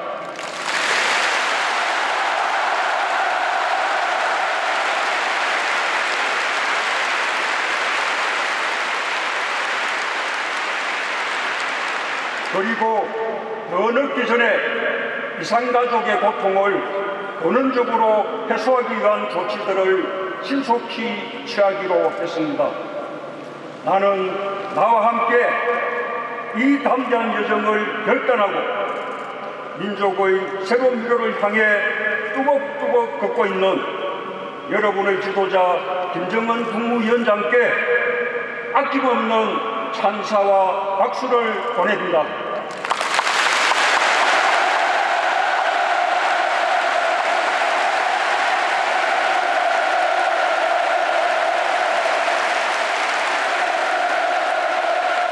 여러분, 동포 여러분, 이번 방문에서 나는 평양의 놀라운 발전상을 보았습니다.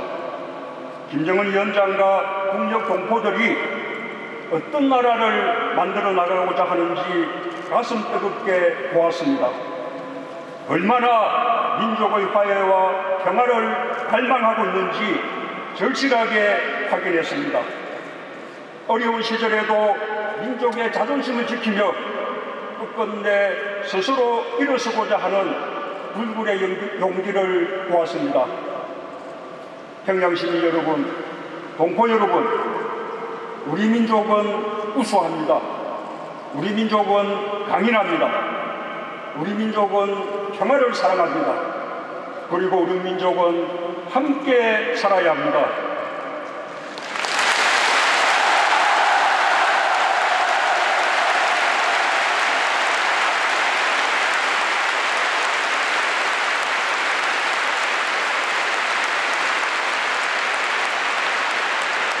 우리는 5,000년을 함께 살고 70년을 헤어져 살았습니다. 나는 오늘 이 자리에서 지난 70년 적대를 완전히 청산하고 다시 하나가 되기 위한 평화의 큰 걸음을 내딛자고 제안합니다.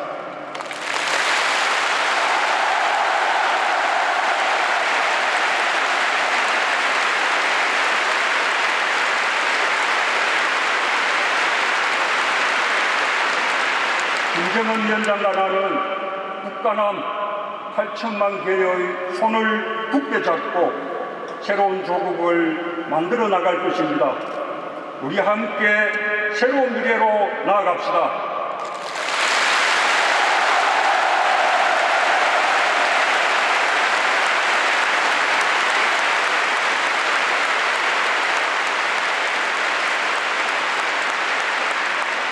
오늘 많은 평양 시민, 청년, 학생, 어린이들이 대집단 체제로 나와 우리 대표단을 뜨겁게 환영해 주신 것에 대해서도 다시 한번 감사드립니다.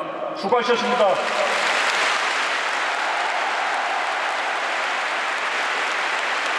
감사합니다.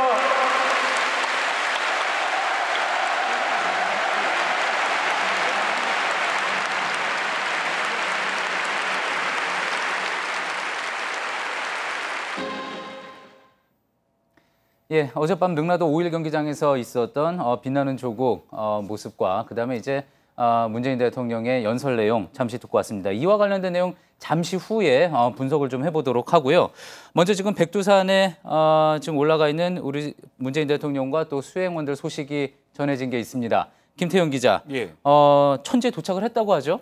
네, 그렇습니다. 조금 전에 이제 들어온 소식인데요. 문재인 대통령과 김정은 위원장 부부 등 일행이 자동차를 타고 차량을 타고 장군봉까지 일단 올라갔습니다. 중간에 예. 이 백두산행 열차가 오가는 간이역인데 이 향도역에 잠시 들렀고요. 예. 오전 10시 10분쯤에 이제 장군봉에서 두 정상 일행은 케이블카를 타고 내려가서 천지까지 내려가서 약 10분 정도 걸렸습니다. 예. 현재 10시 20분 정도에 도착을 했습니다. 예. 지금 아마도 두 정상 부부는 지금 산책을 하고 있다는데 예. 옆에 이제 강경화 장관 등이 함께 산책을 수행을 하고 있다 이렇게 전해져 오고 있습니다. 예, 앞서 예상이 됐던 것처럼 차량을 이용해서 중턱까지 이동을 했고 그리고 이제 정상에서는 케이블카를 타고 천지로 이동을 한 거군요. 다행히 오늘 날씨가 좋았던 모양입니다. 그렇습니다. 네. 예, 자 지금 저희가 자료 화면으로 지금 백두산의 모습 보여드리고 있는데요. 차량으로 중턱까지 이동한 후에는 저렇게 궤도 열차를 타고 올라갈 수 있다고 합니다. 이제 관광객들을 위해서 저런 설비를 만들어 놓은 건데요. 지금 이제 장군봉 정상에 관광객들이 올라가 있는 모습이고 저기서 이제 천지로 내려가게 된다고 하면은 걸어서 2,000여 개의 계단을 통해서 천지로 걸어서 내려가거나 아니면은 케이블카를 이용해서 곤돌라를 이용해서 밑에까지 내려갈 수 있다고 하는데요.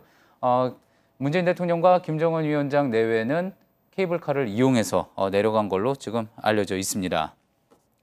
자, 저 비행기를 타고 앞서도 이야기를 했지만 이제 차량을 통해서 이동을 하면은 저희가 구글 지도로 한번 검색을 해봤더니 평양에서 삼지연 공항 그러니까 백두산이 있는 데까지 8시간이 넘게 걸리더라고요. 네, 물론 뭐 네. 북한의 도로 사정을 감안하면 그 이상이 걸릴 수도 있겠지만 그래서 이제 비행기를 타고 이동을 한 건데 공군 2호기를 타고 이동을 했습니다. 왜 그랬는지 다시 한번 이야기 들어볼까요? 네, 뭐 공군 2호기, 그러니까 지금 이번에 서울에서 평양을 간 비행기는 총 2대입니다. 공군 예. 1호기와 2호기, 대통령 전용기 2대가 갔는데 공군 1호기 대신에 2호기를 타고 간 이유는 공군 1호기가 보잉 747 기종인데 이 삼지연 공항에 이 착륙을 하기에는 그 활주로가 길이가 짧기 때문에 이 공군 1호기가 착륙하기가 좀 어려운 상황이다. 아무래도 그렇기 때문에 국제공항 규모는 아닌 모양이죠. 뭐 나름의 시설은 잘 갖추고 있지만 국제공항은 아닙니다. 예. 그래서 공군 2호기를 대신해서 타고 갔고요. 나머지 이제 그 특별 수행원과 뭐 나머지 일행은 그 북측기제공항 고려항공 민항기를 타고 예. 삼지연 공항까지 이동을 한 상황입니다. 비행기 2대를 이용해서 네. 삼지연 공항으로 지금 이동을 한 거군요. 그러면은 나중에 돌아올 때 이제 공군 2호기를 타고 문재인 대통령 일행은 곧장 서울공항으로 이동하는 것으로 알려져 있는데 고려항공을 이용해서 이동을 했던 나머지 수행원들은 어떻게 되는 겁니까? 평양을 들렀다 가게 되는 겁니까? 네, 일단 평양 순안국제공항에 지금 대기 중인 공군 1호기가 있습니다. 그 공군 1호기를 타기 위해서 다시 평양으로 오고 평양에서 예. 이 비행기를 갈아탄 다음에 공군 1호기로 갈아탄 다음에 성남 서울공항으로 돌아오는 일정입니다. 예, 그러면은 방북단 일행이 약간의 시차를 두고 서울로 돌아오게 될 수도 있겠군요. 네, 아무래도 삼지연 공항에서 서울 성남공항으로 돌아오는 직항으로 오는 것보다는 시간이 좀 더 걸릴 것으로 이렇게 보입니다. 예. 자, 지금 천지에서 그러면은 문재인 대통령 내외와 김정은 위원장 내외가 산책을 하고 있다라는 소식이 전해져 있는데 그 이후의 일정은 어떻게 됩니까? 일단 산책을 마치면은 다시 삼지연 쪽으로 이동을 해서 거기에서 이제 점심 식사를 할 거고요. 예. 거기서 이제 문재인 대통령 일행이 마지막 일정, 그러니까 평양으로 다시 돌아가지를 않기 때문에 다시 곧바로 서울로 돌아오기 때문에 삼지연 지역에서 환송 행사를 마지막으로 할 것으로 이렇게 예상이 되고 있습니다. 예. 또 다른 연설이나 어떤 공동 기자회견 같은 거는 뭐 현재까지 알려진 바로는 예정돼 있지 않겠군요. 그렇습니다. 일단 뭐 현지 소식이 이렇게 간간히 이제 그 텍스트로만 지금 전달이 되고 있고 이 예. 영상은 전달이 안 되고 있기 때문에 좀 더 두고 봐야 될 것 같습니다. 예. 자, 조성열 박사님, 일단 백두산을 깜짝 방문지로 선정을 했습니다. 그랬기 때문에 지난 4.27 판문점 회담에서의 도보다리 회담 같은 장면이 이제 이곳에서도 연출될 걸로 예상이 되고 있는데 어떻습니까? 어떤 그런 그런 이벤트를 염두에 두고 북한이 기획을 했다 그렇게 생각을 해볼 수가 있겠죠. 예, 그렇습니다. 그러니까 지난번 도보다리가 상당히 우리 국내적으로도 굉장히 충격적이고 감동을 줬는데 예. 세계적으로도 아마 감동을 많이 준 것 같습니다. 예. 그래서 지난 5월 6일 날 김정은 위원장이 대련을 방문했을 때 시진핑 주석도 또 해안가를 또 같이 걷는 이런 또 연출을 한 적이 있습니다. 이번의 예. 경우는 지금 남북 간에 충분히 이해가 됐기 때문에 예. 제가 볼 때는 뭐 현안을 논의하는 이런 자리라기보다는 지금 이제 김정숙 여사와 또 리설주 여사가 동행하는 걸 보면은 좀 가볍게 아마 친교와 또 신뢰를 쌓는 아마 이런 계기가 될 것 같습니다. 그래서 예. 뭐 특별히 어떤 뭐 그 속 얘기를 하거나 이런 것보다는 아마 친교의 시간이 되지 않을까 이런 생각을 합니다. 제가 좀만 덧붙이자면 사실 이번 2박 3일 일정 동안 이 문재인 대통령과 김정은 위원장이 단둘이 시간을 가질 기회가 없었습니다. 사실은. 그러니까 처음 도착했을 때 평양공항에서 백화원 영빈관 초대 숙소까지 이동할 때 둘이 단둘이 차량을 예. 같이 탔지만 예. 앞에 경호처장이 있었고 운전기사가 있었습니다. 그리고 따라서 그 구간 자체도 길지가 않았었죠. 그렇습니다. 뭐 1차 한 시간 정도 정상회담 걸렸는데. 같은 때는 네. 2000년 1차 정상회담 같은 경우에는 김정일 위원장과 네. 김대중 대통령이 이제 차에서 한 50여 분간 네. 둘이 이제 이야기할 수 있는 그런 시간이 있었지만 이번에는 시간이 짧았었던 거고요. 그래서 비슷한 시간이었습니다. 뭐 카퍼레이드를 하는 과정에서 아무래도 이제 외부에 공개가 됐기 때문에 단둘이 대화할 시간은 말씀하신 대로 좀 줄어들었고요. 예. 그렇기 때문에 이번에 이 이 도보, 그러니까 천지 산책 과정에서 지금 현재는 뭐 문재인 대통령과 김정은 위원장 부부 일행이 함께 수행원들과 함께 산책을 하고 있다고 하는데 별도의 단둘이 이렇게 걷는 시간을 좀 가지지 않을까 이렇게 좀 예상을 한번 해볼 수가 있을 것 같습니다. 예. 정상회담에서는 아무래도 공식적으로 만나는 회담 자리도 중요하겠지만 저렇게 또 둘만 이야기할 수 있는 저런 시간이 또 중요하다고 볼 수 있겠죠, 박사님. 예, 그렇습니다. 그러니까 아무래도 정상 외교라고 하는 것은 무엇보다도 그 정상 간의 신뢰와 그 서로의 어떤 친분이 굉장히 중요합니다. 그리고 예. 이번에 어떤 남북 간의 한반도의 화해 국면을 이끌어낸 것은 정상 간의 결단들, 이른바 톱다운 방식이라는 게 가능했기 때문에 그런데요. 톱다운 방식의 가장 핵심은 아무래도 그 양 정상 간의 신뢰와 우정이다 이렇게 볼 수 있습니다. 그런 예. 면에서는 뭐 어느 때보다도 이번 천지에서의 두 분의 어떤 아마 예. 그 친교 시간을 갖지 않겠나 생각합니다. 둘째 날 정상회담이 2차 정상회담이 그러니까 이제 이번 평양 정상회담에서 두 번째로 가는 정상회담 전에 이제 문재인 대통령과 김정은 위원장의 어떤 친교 시간이 잠시 있을 것으로 예상이 되지 않았습니까? 근데 상당히 그 시간이 길지가 않았었고요. 거의 회담이 거의 곧장 진행된 걸로 알고 있어서 조금 전에 이제 김태형 기자가 이야기한 것처럼 두 정상이 둘이서 이야기를 나눌 수 있는 시간은 아마도 천지에서의 산책 시간, 지금 진행되고 있는 천지에서의 산책 시간이 되지 않을까 좀 예상을 해볼 수 있습니다. 조금 전 들어온 백두산 관련 소식 다시 한번 좀 전해드리면요. 문재인 대통령과 김정은 국무위원장 부부 일행이 자동차를 타고 장군봉에 도착을 했고요. 그다음에 이제 백두산행 열차가 오가는 간이역 향도역에 잠시 들렀다고 합니다. 그 전에. 그리고 이제 오전 10시 10분쯤 두 정상 일행이 케이블카를 타고 오전 10시 20분쯤 천지에 도착을 했다고 합니다. 그러니까 장군봉에서 천지까지 내려가는 케이블카가 아마도 한 10분 정도 걸렸던 것 같습니다. 지금 이제 백두산의 모습 자료 화면으로 나오고 있는데요. 저런 도로를 통해서 자동차를 이용해서 중턱까지 가는 거고요. 그 이후에 이제 향도봉까지 가는 거군요. 차량을 이동해서 가는 거고 그다음에 이제 케이블카를 이용해서 천지까지 내려가게 되는 겁니다. 네, 그리고 지금 조금 전에 예. 또 새로운 소식이 들어왔는데요. 예. 뭐 아까 말씀드렸던 내용하고 거의 비슷한데 이제 그 서울로 돌아오는 시간에 대해서 지금 청와대가 방금 대략적인 시간을 밝혔습니다. 예. 대략 한 오후 5시에서 6시 정도 예상을 하고 있다.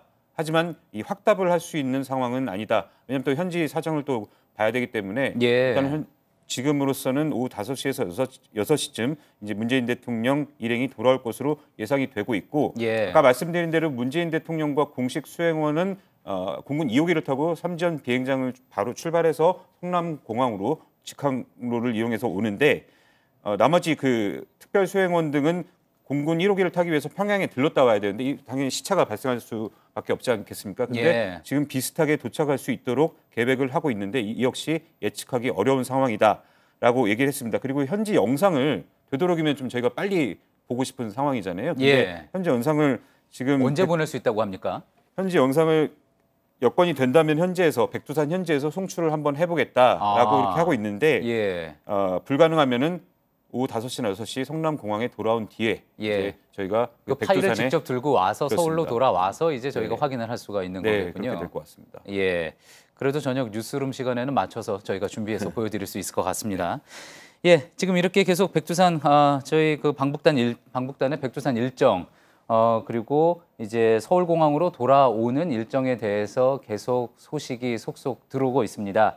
잠시 전하는 말씀 듣고 특보 계속 이어가도록 하겠습니다. 아시아 최대 석유화학 기업을 만드는 꿈. 지금 롯데케미칼이 이루고 있습니다. 화학이 있는 곳을 넘어 화학이 가야 할 곳으로. 롯데케미칼. 로마에서 내가 가장 좋아하는 롯데는 여기. 하지만 트리바고를 쓰면서부터 생각했죠. 왜 전에는 호텔 가격 비교를 안 해봤을까? 트리바고 쉬운 거? 인정 인정. 호텔 트리바고. 항산화 성분이 풍부한 브라질 너트. 언제 저걸 다 먹어? 먹을 수 있지. 언니. 아로나미 C 플러스 몰라? 활성산소를 제거하는 항산화 성분 플러스. 나 먼저 간다. 나이보다 건강하게. 아로나미 C 플러스. 왜? 라고 물어보세요. 계단 모양에, 거울 각도에, 다리 높이에. 대답할게요. 일룸의 디자인에 그냥은 없습니다.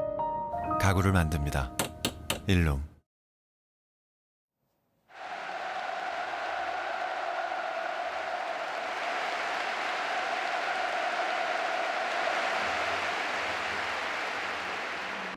북녘의 동포 형제 여러분,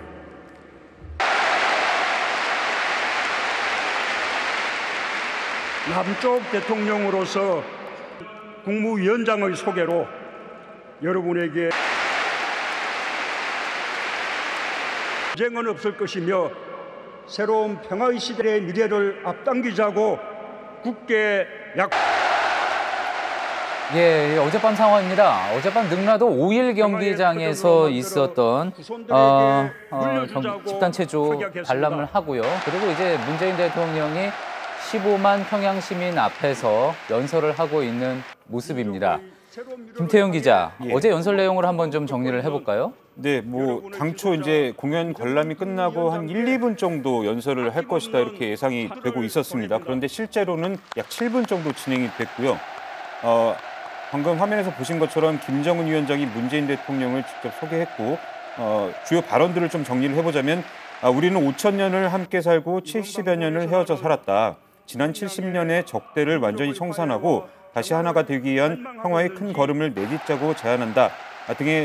등 말하면서 남북관계 개선에 대해서 이제 일단 말을 했고요. 예. 특히 군사 분야 합의와 관련해선 김 위원장과 나는 한반도에서 전쟁의 공포와 무력 충돌의 위험을 완전히 제거하기 위한 조치들을 구체적으로 합의했다라고 평양 시민들 15만 관중 앞에서 이렇게 얘기를 했습니다. 예. 비핵화 관련해서도 짧게 언급을 했습니다.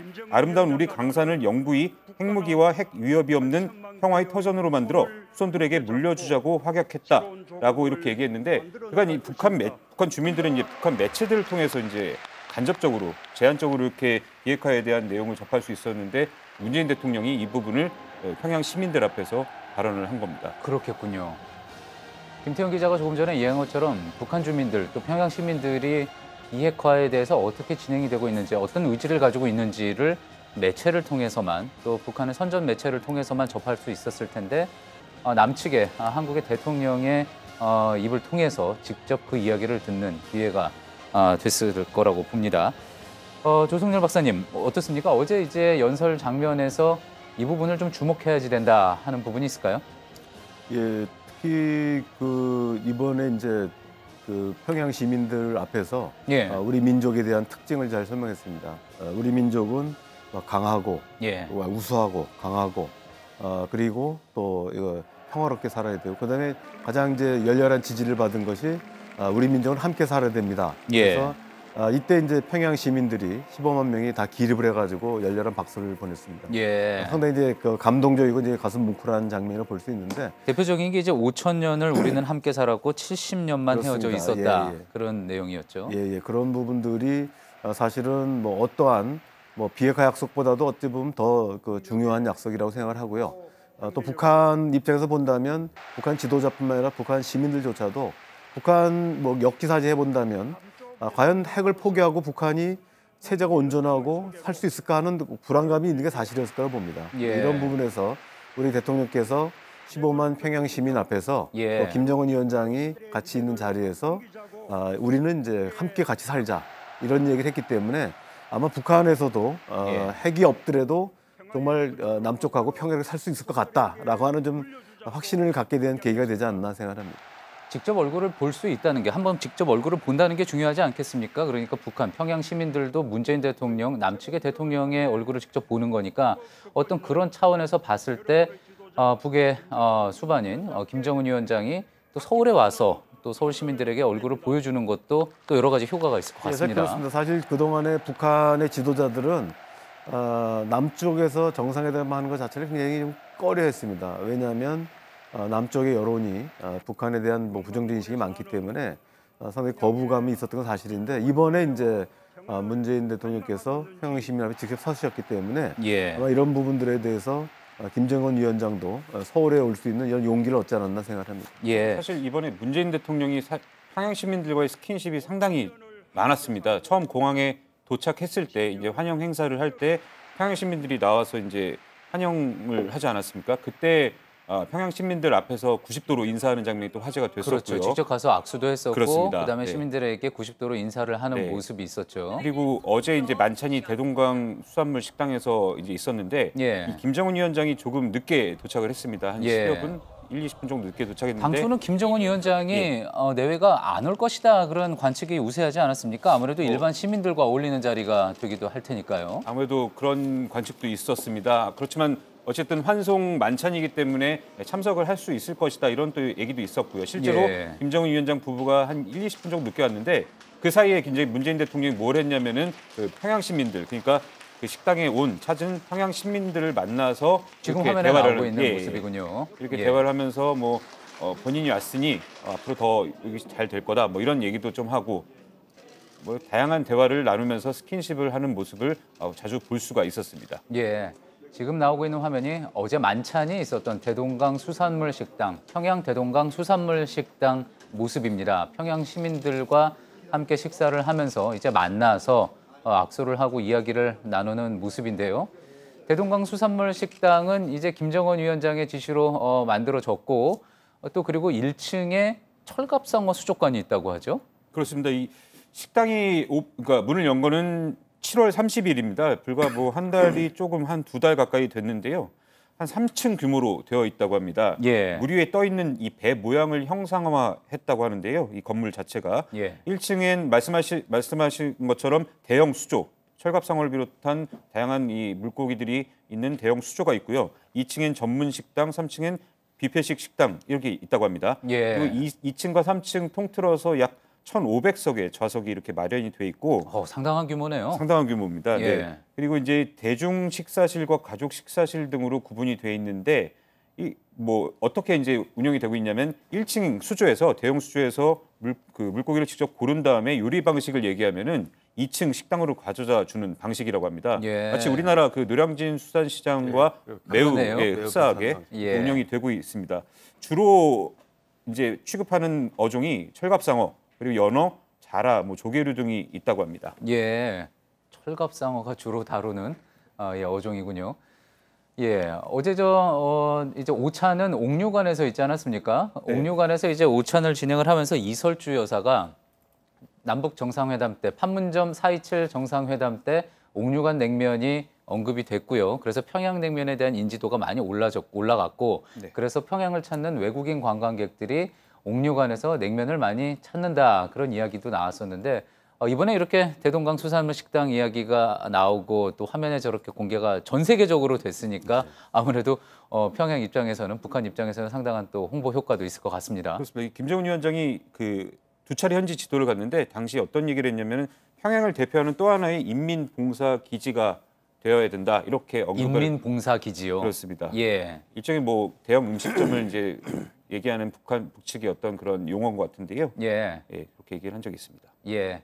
아무래도 정상회담을 하게 되면은 양국이 정상회담을 하게 되면 퍼스트 레이디의 옷차림이라든지 또 양국 정상의 어떤 넥타이 색깔이라든지 사소한 것 하나하나가 다 화제가 되고 또 분석의 대상이 되지 않습니까? 그중 하나가 이제 오찬과 만찬 장소가 어디였는지 또 어떤 음식이 나왔는지 이런 부분도 상당히 중요할 텐데 양측이 세심하게 조율을 해서 오찬과 만찬이 진행이 됐던 것 같습니다. 저 수산물 식당에서 이제 일반 시민, 평양 시민들과 함께 식사를 했으면 좋겠다, 접점을 가졌으면 좋겠다라고 한 거는 이제 문재인 대통령 측의 우리 청와대의 요청 사항이었던 거죠. 그렇습니다. 이 애초 출발하기 전에 그러니까 지난 월요일이죠. 그때 임종석 비서실장이 브리핑을 하면서 밝힌 내용인데요. 문재인 대통령이 과거 이제 베트남이나 중국에 갔을 때도 이제 서민들이 가는 식당을 찾아서 식사를 한 적이 있는데 예. 마찬가지로 연장선상에서 평양을 찾았을 때 일반 서민들이 평양 시민들이 자주 찾는 식당에서 이제 만찬을 저녁 식사를 하고 싶다 이렇게 희망을 했고 이게 이루어지기를 바란다라고 했는데 예. 김정은 위원장이 이 문재인 대통령의 희망사항을 들어준 거로 볼 수 있습니다. 예. 그리고 뭐 그렇다고 해서 이제 뭐 완전히 서민들이 가는 그런 일반 식당을 가기는 조금 북한 체제 특성상 좀 어려울 것 같아서 아무래도 이 접점을 찾은 게 대동강 수산물 식당이 아닌가 이렇게 볼 수 있습니다. 그렇군요. 자, 지금 옥류관의 모습이 나왔었고요. 지금 이제 또 대동강 수산물 식당 모습 나오고 있고 오찬과 만찬을 했던 장소 지금 나오고 있습니다. 자, 릉라도 5일 경기장에서 있었던 빛나는 조국 공연 이야기 좀 해볼까요? 빛나는 조국 공연은 어떤 공연입니까, 김태형 기자? 빛나는 조국 공연은 북한이 이제 9월 9일 지난 9일이죠. 이제 북한 정권 창립 70주년 기념일을 맞이해서 새롭게 만든 집단 체조 공연입니다. 애초 5년 전에 이제 아리랑 공연이 있었는데 그간 해왔던 아리랑 공연을 새롭게 이제 만든 그런 공연이고요. 지난 9월 9일에 그 당시 빛나는 조국 공연을 보면 그때 당시 화면에 이제 대형 스크린에 어떤 장면이 나왔냐면 4월 27일 두 정상이 만나는 장면이 이제 공개가 됐었습니다. 예. 당시 그 영상을 보면서 아마 문 대통령이 평양을 방문하게 되면은 이 공연을 보통 보는데 이 빛나는 조국을 보지 않을까 이렇게 예상이 됐었고요.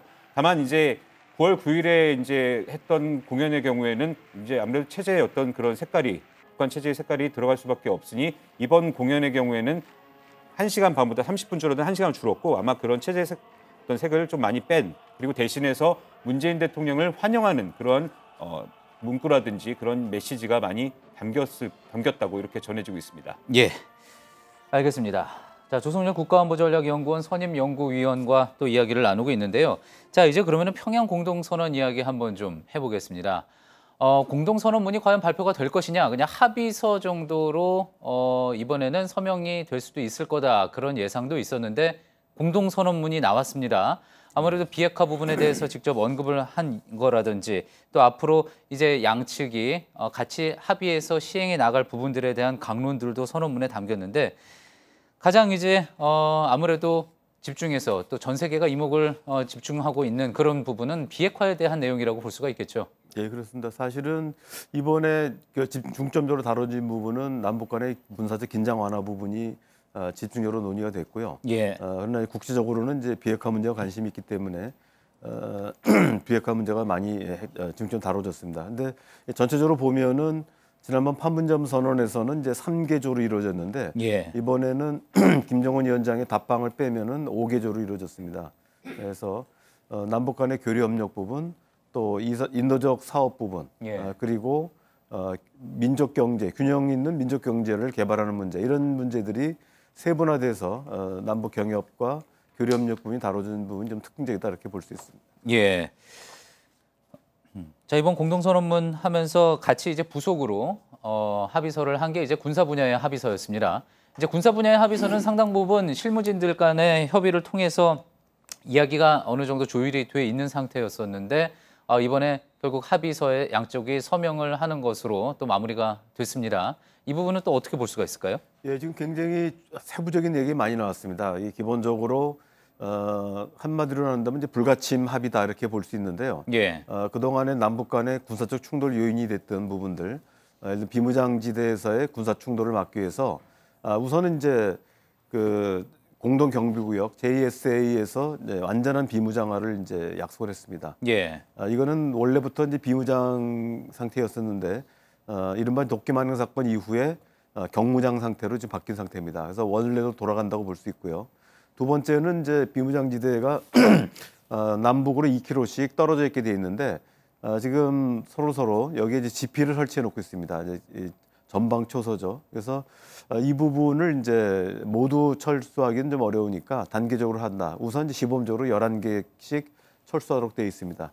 세 번째가 비무장지대에서의 이제 유해 공동 발굴 문제입니다. 예. 한국 전쟁 때 많은 분들이 이 지역에서 많이 돌아가셨기 때문에 이 부분에 대한 공동 발굴 문제가 있고요. 예. 이런 어떤 지상뿐만 아니라 이제 공중에서는 이른바 이제 그 북한이 제안했던 것이 30-40km의 그 비행 금지 구역 설정을 제안했습니다. 이 예. 부분에 대해서 우리 정부가 지금 그 중부 지역, 서울 지역 같은 경우는 사실은 그 30-40km면은 서울 북부는 다 항공 금지 구역이 될 수밖에 없기 때문에 주로 강원도 지역은 40km, 그리고 수도권은 10km, 또 중부 지역은 20km 이렇게 탄력적으로 적용해서 비행 금지 구역을 합의했습니다. 예, 유해 공동 발굴 부분 말씀하셨는데 이 유해 송환이라든지 유해를 발굴하는 문제에 대해서는 또 미국이 상당히 관심을 갖는 부분 아니겠습니까? 지난번 6.13 북미 회담에서도 정상회담에서도 합의문에 합의문에 이제 그 내용이 기록이 될 정도로 관심을 갖는 부분인데 지금 말씀하신 DMZ 부분에 공동 유해 발굴을 하는 그 지역이요.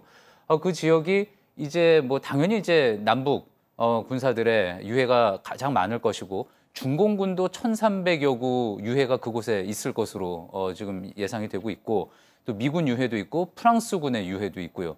그렇기 때문에 어찌 보면은 그 지역 자체가 공동 유해 작업 자체를 국제사회 전체가 지켜보는 그런 작업이 될 수도 있다 이렇게 볼 수가 있겠군요. 네, 그렇습니다. 그러니까 지금 일단은 이제 남북이 합의한 거고요. 그 동안에 또 북미가 합의한 사항이 있기 때문에 아마 실질적으로 하게 되면은 우선은 이제 남북미 3자 간의 이런 공동 발굴이 가능할 거로 봅니다. 예. 우리 정부도 처음부터 남북미 3자를 전제로 염두에 뒀고요. 어쨌든 이번에 합의는 이제 남북 합의이기 때문에 일단 남북 유해 공동 발굴까지만 얘기된 것 같습니다. 예, 그렇군요. 자, 지금 이제 동대문에 마련되어 있는 프레스센터에는 어떤 소식이 들어와 있는지 잠시 또 저희 취재 기자를 연결을 해서 들어보도록 하겠습니다. 김혜미 기자가 연결이 되어 있습니다. 자, 김혜미 기자, 문재인 대통령 일행이 이제 백두산 장군봉 그리고 또 천지까지 갔다는 소식이 전해졌습니다. 네, 그렇습니다. 문재인 대통령과 김정은 위원장은 1시간 전쯤인 오전 10시 20분 백두산 천지에 도착했습니다. 그보다 앞서서는 한반도의 가장 높은 산봉우리인 백두산 장군봉도 등반했습니다. 두 정상은 백두산행 열차가 오가는 간이역인 향도역에도 잠시 들른 것으로 전해졌습니다. 백두산 등반에는 김정숙 여사뿐만 아니라 이설주 여사도 동행해서 두 정상 부부가 함께 산책을 했습니다. 이 자리에는 강경화 외교부 장관 등 공식 수행원 일부도 함께했다고 청와대는 전했습니다. 문재인 대통령은 오늘 오전 6시 39분 백화원 영빈관을 떠났는데요. 평양 순안국제공항과 삼지연공항을 거쳐서 백두산 천지까지 3시간 반 정도가 걸린 셈입니다. 예, 앞서 이제 날씨가 화창하면은 천지에 갈 수 있다, 갈 것이다 이렇게 이제 김의겸 대변인이 이야기를 했었는데 날씨가 괜찮았던 모양입니다. 네, 그렇습니다. 장군봉에서 천지까지는 약 1.5km 정도 거리입니다. 케이블카와 계단으로 이동할 수 있는데요. 두 정상 일행은 케이블카를 탔습니다. 문 대통령이 이른 아침 평양에서 출발할 때 모습을 보면 도로가 약간 비에 젖어 있었는데 다행히 백두산 인근 삼지연은 구름이 조금 있지만 대체로 맑은 편이었던 것으로 보입니다. 예, 그렇군요. 자, 이제 앞서도 이제 저희가 이야기를 나눠봤지만 백두산 천지에서 두 정상 내외가 이제 산책을 하고 하면서 마치 이제 판문점 회담 때 도보다리 대화처럼 어떤 역사적인 장면이 나올 수 있지 않을까 그런 예상도 나옵니다. 자, 그런 장면 그러면 이제 언제쯤 이제 서울에서는 볼 수 있을지 좀 파악이 됐습니까? 네, 일단 많이 기대하셨던 두 정상의 이 백두산 등반 장면 생중계는 이루어지지 않았습니다. 촬영된 영상은 현재로서는 우리 측 취재단이 서울에 도착한 후에 전해질 예정이어서요. 오후 늦게 보실 수 있을 것으로 보입니다. 다만 청와대 관계자는 상황이 되면 귀국 전 삼지연에서 바로 영상을 보낼 수 있다라는 가능성을 남겼습니다. 예, 조금 전에 김태형 기자가 이제 속보로 들어온 내용 전해드리기는 했는데 문재인 대통령과 수행단의 서울 복귀 일정 다시 한번 좀 전해주시죠. 네, 문 대통령과 공식 수행원은 삼지연에서 오찬을 하고 바로 서울로 들어옵니다. 이 오찬에는 백두산 등반을 마친 김정은 위원장 부부가 함께할 수도 있다라는 예측이 나오고 있습니다. 이른 오전까지만 해도 이 문 대통령은 삼지연 공항에서 다시 평양 순안국제공항을 거쳐서 서울 성남공항으로 들어오는 일정이었는데요. 일정이 다시 좀 바뀌었습니다. 이 경로라면 시간이 좀 단축돼서 저녁 시간 전에 문 대통령 일행이 서울 성남공항에 도착할 것으로 보입니다. 청와대 관계자는 확답할 수는 없지만 도착 시간은 오후 5시에서 6시 사이가 될 것이라고 전했습니다. 청와대는 문 대통령이 귀국 후에 이곳 프레스센터를 방문할 수도 있다고 밝혔습니다. 만약 이곳을 찾는다면 문 대통령이 직접 방북 성과를 설명하고 대국민 메시지를 발표할 것으로 보입니다. 예, 도착 시간이 5시, 6시, 5시에서 6시 사이가 될 것인데 만약에 그렇게 된다 그러면은 문재인 대통령이 예정대로 프레스센터 방문해서 방북 성과 설명할 수 있을 것 같고요. 아니라면 조금 늦어지게 된다 그러면은 좀 차질도 있을 것 같습니다. 예, 잘 들었습니다. DDP 프레스센터에서 김혜미 기자였습니다.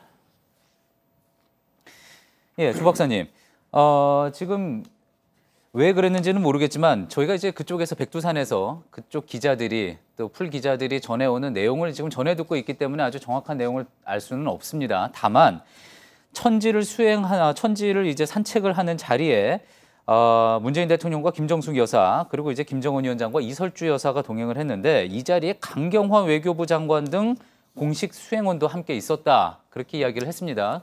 강경화 외교부 장관을 콕 집어서 이제 전해진 것으로 보아서는 이제 앞으로는 앞서 이제 저희가 대화 나눴던 것처럼 이제 외교관들의 외교 라인의 이제 협상이 이제 진행될 단계다 그렇게도 또 해석을 해볼 수가 있을까요? 저도 뭐 그렇게 생각합니다. 그러니까 천지를 방문할 때 사실 강경화 외무부 장관의 역할이 지금 사실 두드러지게 보이지 않았습니다. 예. 그러니까 두 차례 정상회담에 배석한 것도 아니고요. 주로 이제 만찬장이나 이런 데 모습이 보였는데 예. 아마 이런 부분들은 뭐 공식적으로 그 강경화 장관의 임무가 있다기보다는 지금 얘기하신 것처럼 앞으로 비핵화 프로세스가 본격화되면 예. 이 부분들이 주로 이제 외교 라인에서 이루어지기 때문에 외교 안보 라인의 수장이라 할 수 있는 이제 강경화 장관을 동행하면서 또 소개하는 뭐 이런 자리가 아니었나 싶습니다. 그렇군요. 사실 뭐 폼페이오 미국 국무장관 같은 경우는 조금 이중적인 어떤 정체성이 있는 거 아니겠습니까? CIA 국장을 지냈었고, 예, 그리고 이제 지금은 우리의 외교부 장관이라고 할 수 있는 국무장관을 할 수 있고 그렇기 때문에 정보 라인과 외교 라인을 같이 하는 인물이라고 볼 수가 있는 거겠죠. 예, 그러니까 사실 지금까지는 전면에 국가안보실이 나섰지만 일단 그림을 만들 때까지는 국가안보실 역할을 할 수 있지만 세부적인 실무회담 같은 경우는 아마도 외교부라든지 또 한반도 평화교섭본부가 맡는 게 맞습니다. 그렇기 예. 때문에 그런 아마 역할 전환이 아마 이루어지지 않았나 싶습니다. 이번 회담에서 정의용 안보실장이 배석을 한 것도 또 관심을 끌었습니다. 아무래도 정의용 안보실장이 배석을 했다는 것 자체는 이제 미국에 대해서 직접 접촉을 하는 사람을 회담에 배석을 하고 또 그리고 자세히 설명을 할 수 있기 때문에 그런 포석을 염두에 뒀다. 이렇게 해석을 해볼 수가 있겠죠. 네, 그렇습니다. 미국의 입장을 누구보다 잘 아는 분이 정의용 실장이기 때문에 김정은 위원장에게서 이제 미국에 대한 입장을 또 설명해 드리고 또 미국에 대한 궁금한 게 있는 부분이 있겠지 않습니까? 특히 체제 안전 보장이나 가능하겠는가? 한번 이런 부분에 대해서 미국의 생각 또 미국의 법과 제도들을 설명할 수 있는 그 적절한 이제 역할을 할 수 있는 분이 정의용 실장이라고 볼 수 있습니다. 아마 그렇기 예. 때문에 이번에도 특히 첫 번째 회담에서 이제 배석한 걸로 알려져 있습니다. 예. 자, 어제 공동선언문 이야기 좀 더 나눠보도록 하겠습니다. 김태형 기자. 네. 어제 이제 비핵화 부분, 공동선언문에서 담긴 비핵화 부분에서 동창리 엔진 시험장 미사일 발사대 해외 전문가들 참가하에서 영구 폐쇄한다. 이런 내용이 있었습니다. 이 동창리는 이전에도 해체가 진행이 됐던 곳이었죠. 그렇습니다. 이 동창리 엔진 시험장이 처음 언급된 게 이제 6.12 북미 정상회담 이후에 직후에 그 트럼프 미 대통령이 기자회견을 통해서 김정은 위원장이 약속을 했다 이렇게 해서 이제 알려지게 됐고요. 그 이후에 이제 38로스 등을 통해서 간접적으로 인공위성 등을 통해서 이 동창리 엔진 시험장과 미사일 발사대가 일부 해체 작업을 하고 있다. 이러한 정황이 간접적으로 전달이 됐습니다. 예. 하지만 어쨌든 간에 미국을 비롯해서 국제사회에서는 이걸 직접 눈으로 보지 못했기 때문에 이걸 100% 신뢰할 수 없는 상황이었는데 예. 그렇기 때문에 이제 김정은 위원장도 이번에 두 번째 대북특사단 방북 때 자신을 믿지 못하는 그런 부분에 대해서 답답함 이런 거를 토로한 적이 간접적으로 정용 실장을 통해서 저희에 우리나라에 전달이 된 바 있었죠. 예. 그렇기 때문에 아마 남북 이번에 9월 평양 공동선언문에 이 유관국 전문가들을 참관해서 이렇게 하겠다. 이제 선언문에 담았는데 예. 이건 지난 5월 풍계리 핵실험장 이 폐기 조치 때 언론인들, 취재진들만 참관을 시켰던 거에서보다는 좀 더 그렇죠. 진일보한 조치인 것으로 볼 수가 있겠습니다. 예, 풍계리 핵실험장 폐쇄할 때는 외신 기자들과 또 국내 기자 한두 팀 정도 해가지고 기자들 참관을 했었었는데 전문가들은 그 당시에 참여를 하지 않아서 논란이 되기도 했었습니다. 자, 이번에 김태형 기자 이야기한 것대로 해외 전문가들의 참관이라는 부분을 명기를 했는데 비핵화에서는 신고와 사찰이 중요한 프로세스 아니겠습니까? 자, 이번에 해외 전문가들이 참관이라는 걸 명기한 거를 일종의 사찰로 평가를 해볼 수가 있을까요? 그러니까 이제 기본적으로 이제 신고와 검증입니다. 예. 플러스 이제 사찰이죠. 그러니까 검증이라고 하는 것은 북한이 신고한 거를 확인하는 게 검증이고, 예. 그 다음에 북한이 신고한 것 이외에 미국이나 국제기구가 파악하고 있는 부분을 조사하는 게 이제 사찰입니다. 그래서 예. 이제 일반적으로 이제 검증과 사찰 이렇게 얘기를 하는데요. 이번에 전문가 입회라고 한다면 아무래도 이제 북한이 하는 작업들을 볼 수 있는, 그래서 아마 검증 작업이 될 수 있는데요. 예. 지금 뭐 확인할 수는 없지만 폼페이오 국무장관이 지금 북측 관계자와 빈에서 만나기로 했다 얘기가 나오고 있습니다. 이 예. 부분은 이제 거기 IAEA가 있거든요. 국제 원자력 기구가. 아마도 그러기 때문에 이번에 이제 그 외부 전문가라고 했을 때 그 외국의 전문가들은 결국은 이제 국제 원자력 기구의 전문가들이 아닌가 이런 추정을 해볼 수 있습니다. 예. 자, 그렇군요. 또 어제 청와대가 어제 회담지 브리핑에서 핵 불능화의 실천적 단계다. 뭐 이런 해석을 내놨습니다. 이 비핵화 프로세스에서 볼 때 지금 이렇게 이야기 나오고 있는 것들 하나하나 이제 단계를 밟아갈 수 있다고 볼 수가 있을까요? 예, 저는 이제 지난번 2000년대에 있었던 육제회담과 좀 비교를 해본다면요. 예. 지금 4월 27일 판문점 선언이나 그다음에 6.12 센토사 정상회담의 합의 내용들은 일종의 이제 포괄적 합의를 했다고 볼 수 있고요. 예. 이번에 이제 그 남북 정상회담 직전에도 문 대통령께서 말씀하셨지만 이번에는 비핵화의 실천적 조치를 마련한다 얘기를 하셨거든요. 예. 그래서 그 아까 말씀 육제회담과 비교해 본다면 이번에 합의는 일종의 이제 2.13 합의와 비슷하게 초기 단계 조치다 이렇게 생각이 됩니다. 예. 지금 단계는 실천적 조치라는 표현을 썼는데 다만 그때와 차이가 난다면 당시에는 이제 육자의 대표들이 모여서 일단 9.1 공동성명에 대한 그 포괄적 합의를 하고 그다음에 2.13 합의, 13 합의 이렇게 단계적 그 합의와 이행으로 넘어갔는데 이번의 경우는 이제 두 차례 정상회담을 통해서 완전한 비핵화를 목표를 합의하고요. 예. 그동안에 좀 교착 상태에 있었지만 이번에 이제 남북 정상회담을 통해서 일단 초기 조치, 다시 말하면 미래 핵에 해당 부분, 지금 이제 영변 핵시설이라든지 이런 부분은 현재 핵인데 일단 미래 핵에 대한 완전한 폐기를 약속을 했고 두 번째로 그 현재 핵과 관련돼서 영변 핵시설을 완전 폐기하기로 합의한 부분입니다. 그래서 아마도 그 다음 단계, 그러니까 과거로 친다면은 이제 그 2.13 합의까지 왔는데 13 합의나 완전 합은 폐기 합의들은 아마 북미 간의 협의를 통해서 이루어지지 않을까 생각합니다. 그게 이제 외교적으로 풀어야 할 단계다. 그렇게 그렇습니다. 볼 수가 있는 거겠군요. 자, 완전한 비핵화에 대해서 합의를 했다 말씀하셨는데 이 부분에 대해서 공동선언문에 담기기도 했지만 김정은 위원장이 어제 공동 기자회견에서 직접 언급한 부분도 있었습니다. 이 부분도 의미가 있다고 봐야 되겠죠. 네, 그래서 그 한반도에서 핵무기가 없고 또 핵위협도 사라진 핵무기와 핵위협을 직접 언급을 얘기를 했죠. 했습니다. 그리고 그것이 이제 그동안에 논란이 됐던 부분이 특히 이제 미국 내 존 볼턴 국가안보보좌관 같은 경우는 그런 얘기들이 전부 다 우리 정부의 입을 통해서 나왔지 김정은 위원장 입에서 직접 나온 게 아니다. 그렇죠. 정의용 안보실장이 전하기를 김정은 위원장이 이렇게 그렇습니다. 이야기를 했었다. 그런 식으로 한 단계를 거쳐서 이제 전해졌던 우리 이야기였죠. 국내 언론이나 일부 언론이나 정치권에서도 김정은 위원장이 직접 얘기한 거 없다. 예. 맞는지 궁금하다. 뭐 이런 얘기를 했었는데 아마 그걸 의식해서 그런지 이번에 김정은 위원장이 직접적으로 자기의 목소리로 이제 이런 입장을 밝혔습니다. 그래서 아마 이런 의혹들이 해소됐고 아까 앵커께서 말씀하신 것처럼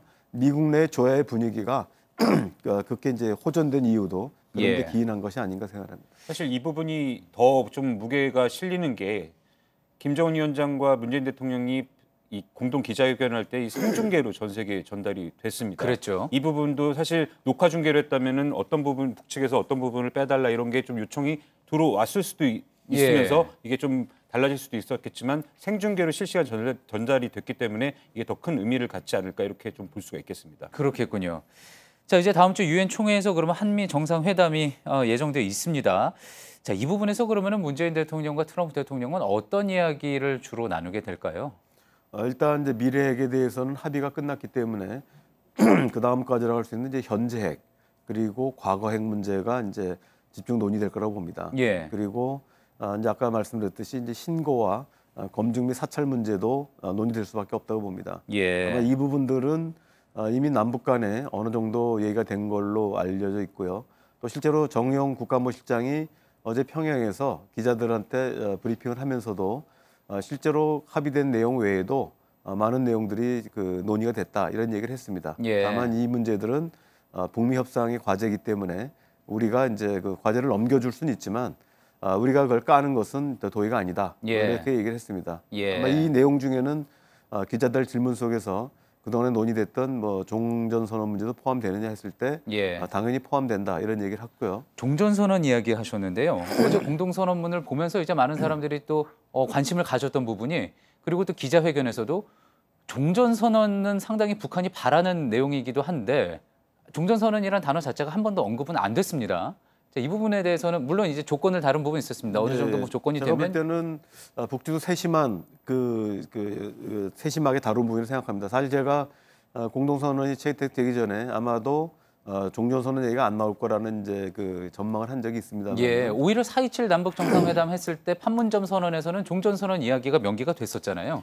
지금 이제 미국 내 강경파들이 이 종전선언을 북한이 자꾸 강조하다 보니까 사실은 종전선언에 대해서 관심이 그렇게 높았던 건 아닌데 그리고 사실은 이제 6월 12일 싱가포르 정상회담을 앞두고도 그 전날에 미국 측 주요 관계자가 종전선언 논의가 될 것이다 얘기를 했습니다. 그런데 7월 7일 북한 외무성 대변인이 종전선언을 강하게 요구하면서 거꾸로 미국에서 북한이 종전선언을 요구하는 게 어떤 저희가 있는 것이 아닌가 하는 의심을 갖기 시작했고 또 북한이 거기에 반발하면서 자꾸 어떤 종전선언의 비중이 자꾸 높아진 측면이 있습니다. 그렇기 때문에 지난번 김정은 위원장이 우리 특사한테 얘기할 때도 우리가 종전선언을 요구하지만 그건 정치적 선언이고 또 이것이 한미동맹과 주한미국에 영향을 안 미친다는 얘기를 했습니다. 그렇다면은 또 지금 남북에서는 이제 별 이견이 없습니다. 종전선언에 대해서. 있다고 한다면 북미 간의 이견이기 때문에 그렇다면 남북 정상회담에서 굳이 합의문에 공동으로 들어갈 필요가 없다. 그리고 이것은 북미 간에 논의를 하면서 종전선언에 들어가는 게 좋겠다라고 하는 아마 의견이 있었을 거라고 봅니다. 그렇기 때문에 저도 그런 전망 속에서 이번 합의문이 나온다 하더라도 종전선언이 안 당길 거라고 얘기를 했는데 이 부분은 아무래도 북미 간의 비핵화 협상을 하면서 이 가운데에서 종전선언 얘기가 명시되지 않겠나 이런 생각을 합니다. 그렇군요. 자, 그리고 이제 영변 핵시설 폐쇄가 공동선언문에 담겼는데 조건부였습니다. 6.13 북미 정상회담의 결과물에 대해서 이행이 있다 그러면은 이제 영변 핵시설을 폐쇄할 수 있다는 조건이 담겼는데 그 부분에 혹시 이제 종전선언에 대한 내용이 포함되어 있다 또 이렇게 해석을 해볼 수 있지는 않을까요? 저는 그럴 가능성이 없다고 봅니다. 그러니까 실제로 6월 12일 북미 정상회담 합의문을 보면 세 가지가 한 세트로 이루어져 있습니다. 첫째는 새로운 북미 관계를 만들어 나간다. 두 번째는 한반도 평화 체제를 구축한다. 세 번째는 한반도의 완전한 비핵화를 다룬다 그러거든요. 그러니까 비핵화 문제를 다루기 위해서는 북미 관계 개선과 평화 체제 논의가 돼야 되는데 이 북미 관계 개선은 두 개로 이루어졌습니다. 첫째는 연락사무소와 대사급 외교 관계고요. 평화 체제 문제는 출발로서의 종전선언과 평화협정 체결로 이루어졌습니다. 그렇기 때문에 만약에 비핵화에 대한 구체적 조치, 예를 들면 미국이 원하는 신고 문제라든지 타임라인 문제가 나온다면 아마도 제 생각에는 종전선언에 반드시 들어갈 수밖에 없고 저는 뭐 가능하다면 연락사무소 문제도 같이 논의될 가능성도 있다고 봅니다. 예, 연락사무소 문제요. 이거는 이제 외교 관계를 수립을 하는 가장 출발점으로 전 단계로 그러니까 적대 관계를 해소하는 출발점이 종전선언을 한다면 예. 새로운 북미 관계를 수립하는 출발점이 연락사무소가 될 거라고 봅니다. 최근에 이제 저희도 개성의 남북 공동 연락사무소를 개설을 하지 않았습니까? 같은 의미라고 볼 수 있습니다. 예.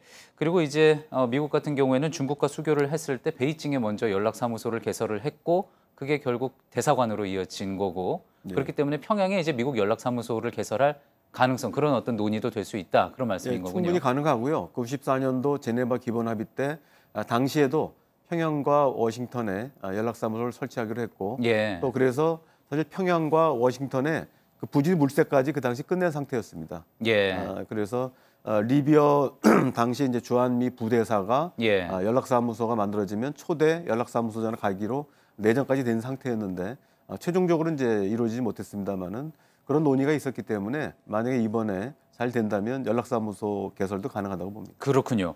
앞서 이제 이번 유엔 총회를 맞아서 뉴욕에서 한미 정상회담에서 이런 이야기가 나올 것이다 말씀을 해주셨고요.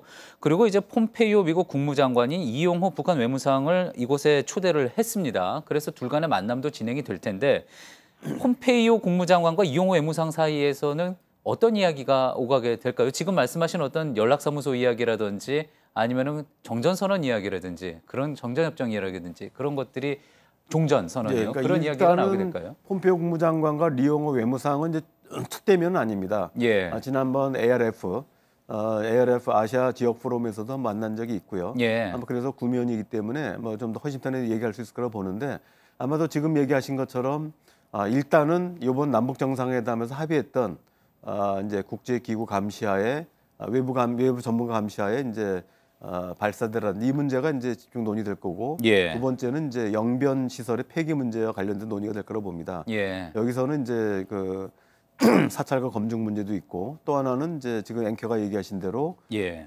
지금 이제 신고 문제, 그다음에 종전선언 내지는 연락사무소 문제 이런 문제들이 논의될 수 있는데 예. 제 생각에는 일단은 이제 뭐 깊은 논의가 되긴 좀 어렵다고 보고 예. 그 이후에 한미 정상회담 또 이런 북미 간의 외무장관의 접촉 이후에 예. 폼페이오 국무장관이 이제 본격적으로 그 전문가들을 이끌고 평양을 가든 아니면 뭐 제3지역에서 만나서 아마 그때부터 본격적으로 그 비핵화 프로세스가 논의되지 않을까 이렇게 생각합니다. 마지막으로 어제 정상회담에서 많이 또 관심을 가졌던 대목이 서울 답방입니다. 그렇습니다. 이제 김정은 위원장의 서울 답방 이야기가 나왔죠? 네, 그렇습니다. 그 6조, 총 6조로 이제 마지막 이제 조항에 김정은 위원장이 문재인 대통령 초청에 따라서 가까운 시일 내에 서울을 방문하기로 했다라고 얘기했고 문재인 대통령이 이에 대해서 이제 공동 기자회견에서 이제 첨언을 했는데 예. 가까운 시일 안이란 말은 특별한 사정이 없으면은 올해 아니다 이러한 의미를 담고 있다라고 이렇게 얘기를 했습니다. 사실 이게 좀 이 뒷 배경에 대해서 이제 문정인 대통령 통일외교안보 특보가 어제 그 평양 프레스센터에서 얘기를 한 게 있는데 김정은 위원장이 서울 방문에 대해서 전부 이제 북한 측 관계자들이 반대를 했다. 그럼에도 선언문에 담긴 건 이 김정은 위원장의 독자적 결정이고 주변에서 이를 막지 못했다. 이렇게 얘기를 했습니다. 아무래도 이제 얼마 전에 지난 2월이죠. 김영철 통일전선부장이 왔을 때 그 워커힐 호텔에서 머물렀는데 그 앞에 상당히 많은 이제 반대 집회가 있었습니다. 이런 부분들이 사실 북측으로서는 상당히 부담이고 이 김정은 위원장으로서도 부담이 될 수밖에 없는데 이런 부분들을 좀 이제 있더라도 이걸 극복하고 이제 올 수 있다는 어떤 그런 의지를 보인 것으로 볼 수가 있겠습니다. 예, 잘 들었습니다. 김태형 정치부 기자와 조성렬 국가안보전략연구원 선임연구위원과 뉴스특보 진행했습니다. 저희가 맡은 제3차 남북정상회담 평양 뉴스특보는 여기까지입니다. 이어지는 뉴스특보도 많은 시청 바랍니다. 고맙습니다.